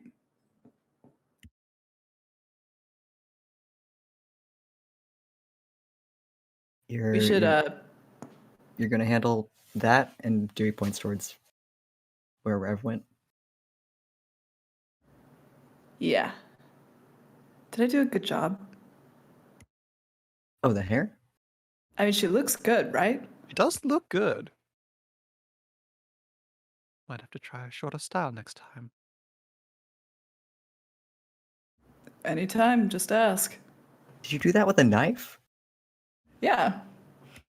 Impressively close shave. Thank you. I know my way around. A knife. I'm gonna go see if she's probably crying. I'm gonna go. I'm not crying. All you sort of hear like Rev shouting like from the other room, but like she sounds a little like sniffly. Just a little. She says, by the way, let's get some sleep. We're all gonna wake up at crack of 8 o'clock anyway. We need to get started on that assassination thing. Yeah, shout it louder, Rev, for the neighbors. We need to get started on that assassination. I'm gonna go shut her up. Okay. And okay, you pile into Rev and V in your room, and Dewey and Manaia, you also start winding down for the night. Both of you holding on to, like, secrets. I think all of you are holding on to some secrets here, except for maybe Oka and Rev. And I think the night passes. As always, all of you, except for V, who stayed up all night, wake up at 8 a.m. precisely, gasping and drenched in sweat from that nightmare. Does V come home at like 6? V, tell us. It does. I mean, when do you get home by? Well, how long does it take to get from there to there? Maybe half an hour. I think V does need to take a little bit of time to think through everything. I think V probably comes in at like 7 a.m. Probably take a little bit of a nice walk. And it's like, she probably actually sees her friends all like tossing and turning from dream. And she's just like, why even bother trying to sleep at this point? I might as well just push on. So she sort of sits cross-legged at the foot of the bed, just kind of watching Rev sleep. And yeah, just watches Rev. V, when you creep in ever so slightly and you sort of hear like Dewey and Manaia and Oka and Rev all sort of groaning in their sleep, like tossing around, you tiptoe into Rev and Oka in your room to see Oka sort of like almost like leaned up against like the headboard, and Rev's like head is like in Oka's lap, having fallen asleep, and you sort of see just like a little tuft of hair, and you realize that like Rev has cut her hair as you come in and you see that. Oh dear. It looks like Rev had herself quite a night. Oh dear. And then V continues to sort of creep around a little bit and just sort of basically, did the three of us kind of share this bed? Is that so? Describe to me. Oka would not share a bed. Rev fell asleep crying in their lap. Is what happened. Okay. But I think they have their 2 beds. Oka's bed is over there. Your 2 beds is over here. But you're in our bed? Yes, because your girlfriend fell asleep crying in my lap. All right. So I think V sees all this and knows, from one frying pan into another, just sort of waiting for Rev to wake up. And she likes the haircut though. Like, wow. Mm-hmm. like almost like blushing a little bit at this new haircut. Um, but again, she knows the time. She knows that there's not much left before they all wake up, so she's just going to sort of observe them and not try to disturb them as they finish this nightmare that they experience every night. V's unsure what happens if you try to like what happens if you try to wake someone up having one of these nightmares. V doesn't want to know. Okay. You wait until 8 a.m. on the dot, and all at once, all of your friends gasp and jerk wake at 8 a.m. And for those of you who are suffering from the nightmare, it's the exact same repetition. It's the same pattern. The battlefield, the blood, the eyes, the wings, the monsters, and that one change, one of you, the Paragon of Monks, Zhidi, reaches out and reveals for just a split second the face of an old woman of Eudabathi's Paragon, and then that's when all of you wake.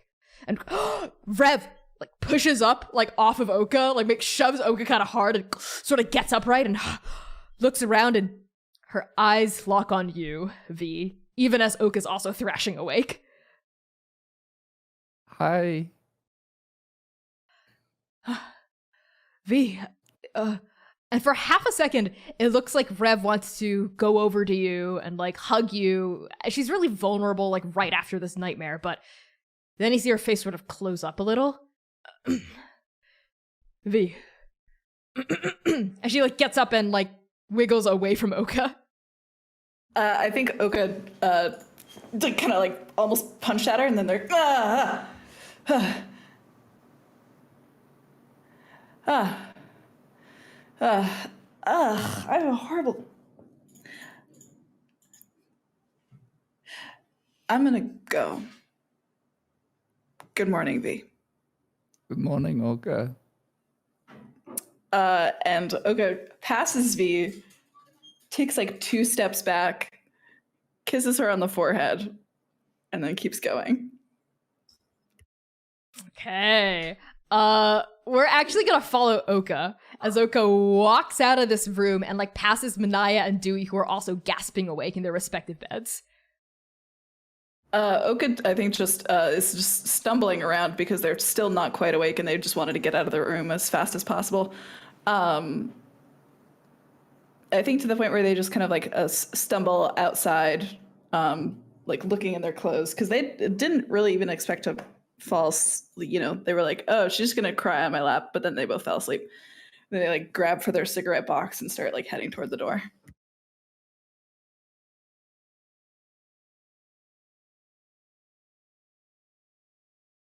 Manaia, Dewey, are either of you gonna do or say anything?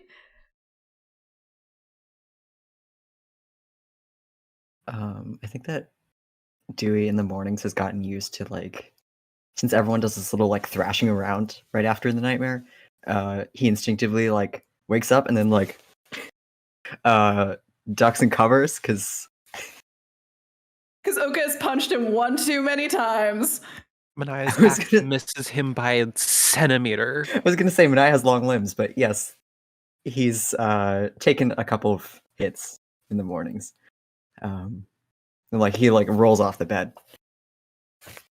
But yeah, I don't think he notices Oka go up. Okay. Manaia? I think maybe Manaia has the closer bed to the door. And as she like gasps awake and she has her axe in her hand, she puts her axe back and watches Oka walk out. It's probably par for the course that they just smoke in the morning because the dream and everything.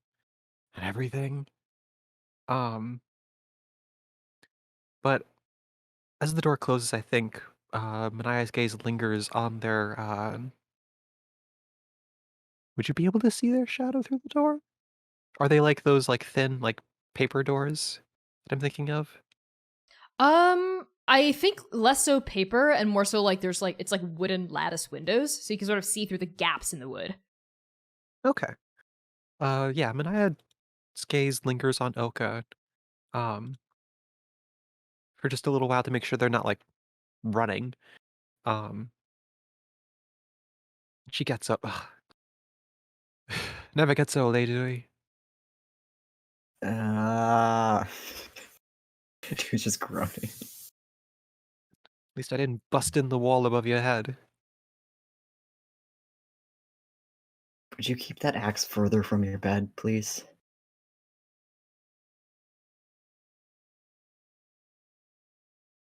Dewey, you know I can't do that. It's my mother's axe. I don't know what I'd do if I didn't have it. I know, you just grab it every morning and it scares me. Ugh. Yeah, no, it's fine.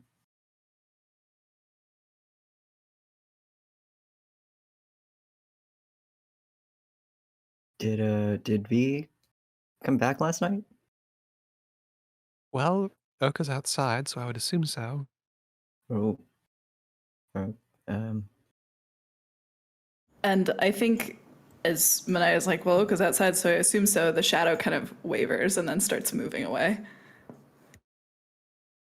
As Oka starts to walk down the path back toward somewhere else. Wait there, Dewey.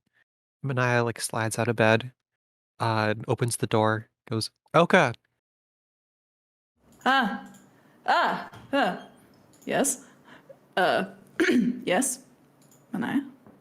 And I think they say that because they were looking into one of the fish ponds and trying to fix their hair. And they're maybe a little embarrassed that they got caught. And I take the, yeah, yeah, what? You gonna have breakfast with us, or...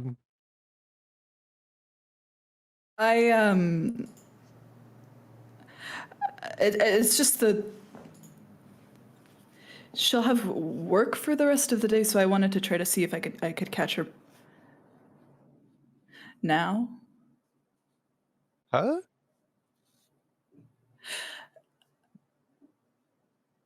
I should. What can I say? I feel inspired by the fact that you're gonna have to wait for V and Rev to have a very long conversation, so I'm just gonna get started on my thing too, I think. Does Oka speed walk away? They kind of just stand there for a minute. Wait, what happened with V and Rev? Oh, Manaia, my sweet summer child. Oh, you remember my birthday. How could I forget? Mahoov's waves. Mahoov's waves. Love is a fire, Manaia. It burns. It burns. That's unusually metaphorical for you. I'm getting back into it.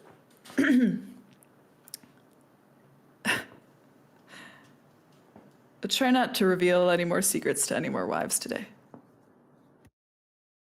Hey, that was the... Just the one time. Come on, you're so good at talking to people, Manaia.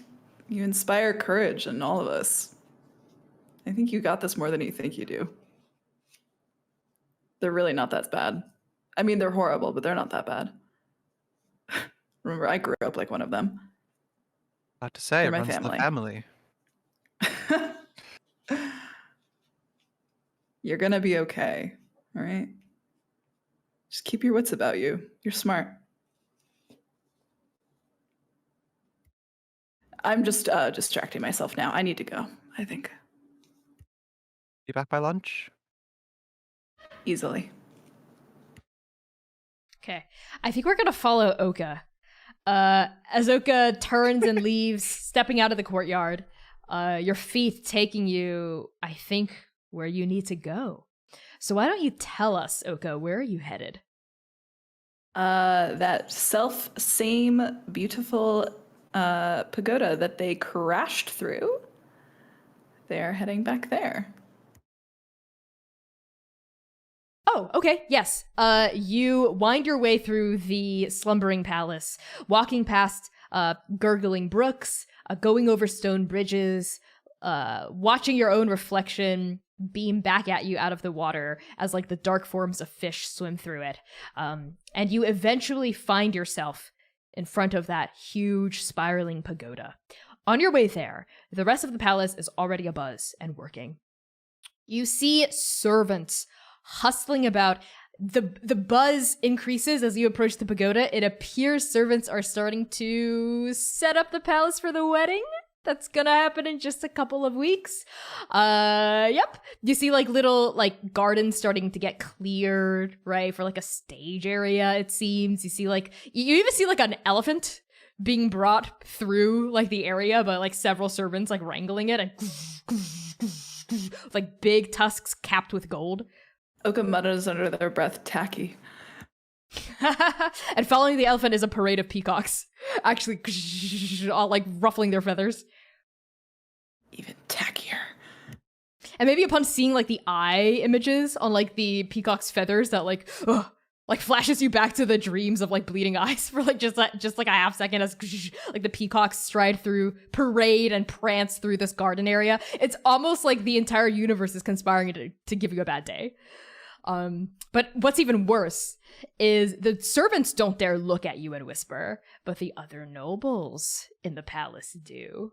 You, the prodigal child who has returned, hear so much murmuring all around you as you walk alone toward Halo's home.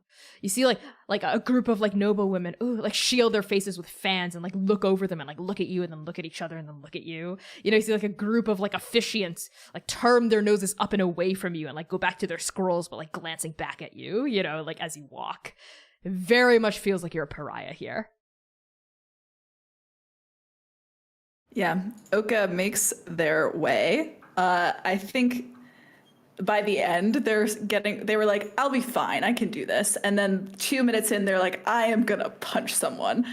And I think they like, the next time that somebody, like one of the like a noble woman like does the thing with the fan, they just kind of like, and blow a kiss, you know? And scoff and keep walking, just trying to get, thank you, Max. As they keep walking, trying to keep their composure because they don't want to be angry when they get to Halo's courtyard. Okay. You eventually make your way to the courtyard proper, where you see just like servants are bustling about. Again, it seems like maybe the wedding will be held here, but also across the entire palace. It's going to be a huge wedding with lots of venues and lots of things to look at. So Halo's home is one of the places where events will be held for the wedding, right? And you look up at this huge spiraling pagoda at like the plate mail covered guards standing at attention at its base. And you see that window that you crashed through at the top that has since been repaired. What do you do? Is there any sign of Halo around? Not amongst the people here. It's only about like 8:30. So she might still be in her room getting ready for the day.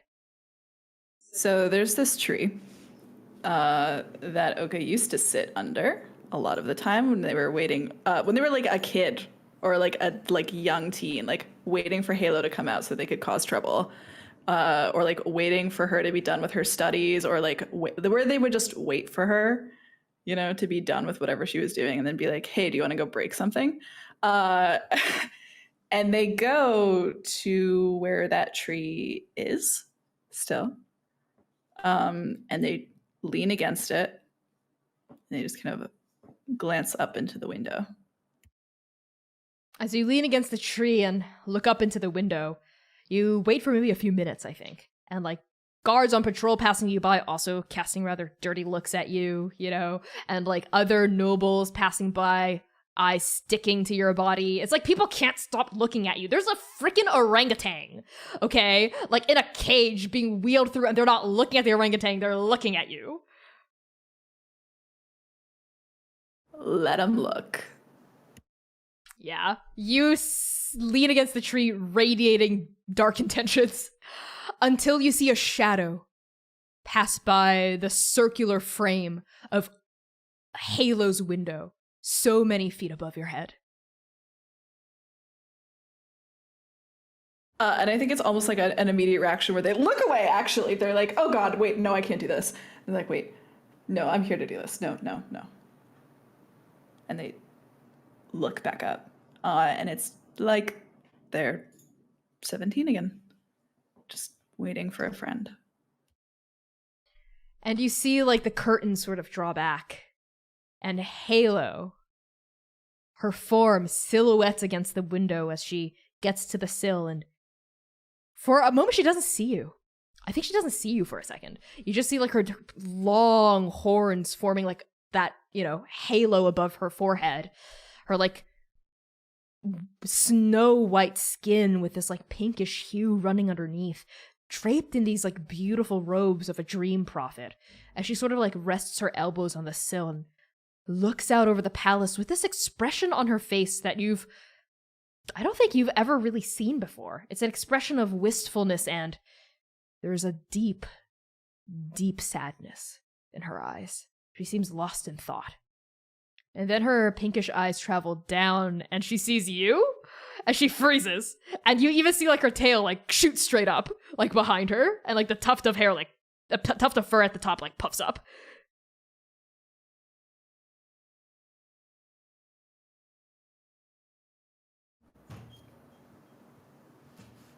Oka waves and then feels immediately ridiculous, and they, like, put their hair, they do the thing where they're like, and then they, like, look away.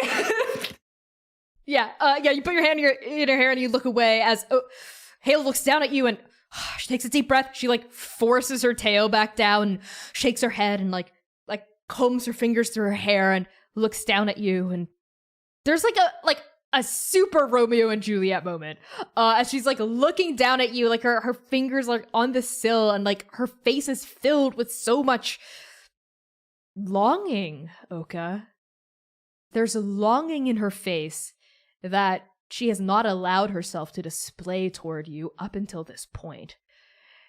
And she looks so soft and vulnerable in that moment.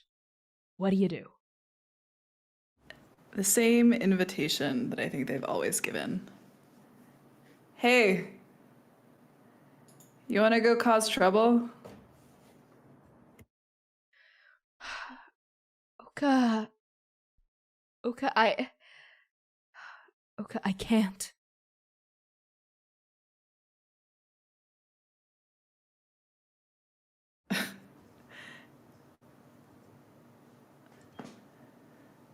You don't look busy? On the contrary, Oka, I have a lot of items on my plate today. Well, let me carry some of them, maybe.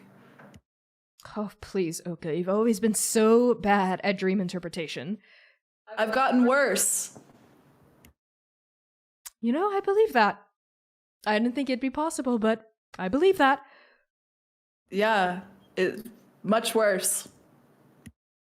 Okay, I need you to roll, like, for Smolder. I need you to roll for, like, charisma. Just give me a charisma check, okay?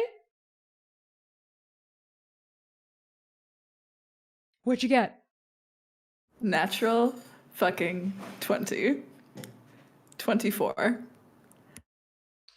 Oh my god! Okay, you gay. Okay. You did this. I know. You did this. I know, I did. Halo looks at you, and, like, for just half a second, it feels like you're both 17 again, and, like, she's, like, angrily looking down at you as you're trying to pull her away from her studies, and you wait right there. And she turns and, like, storms off away from the pagoda.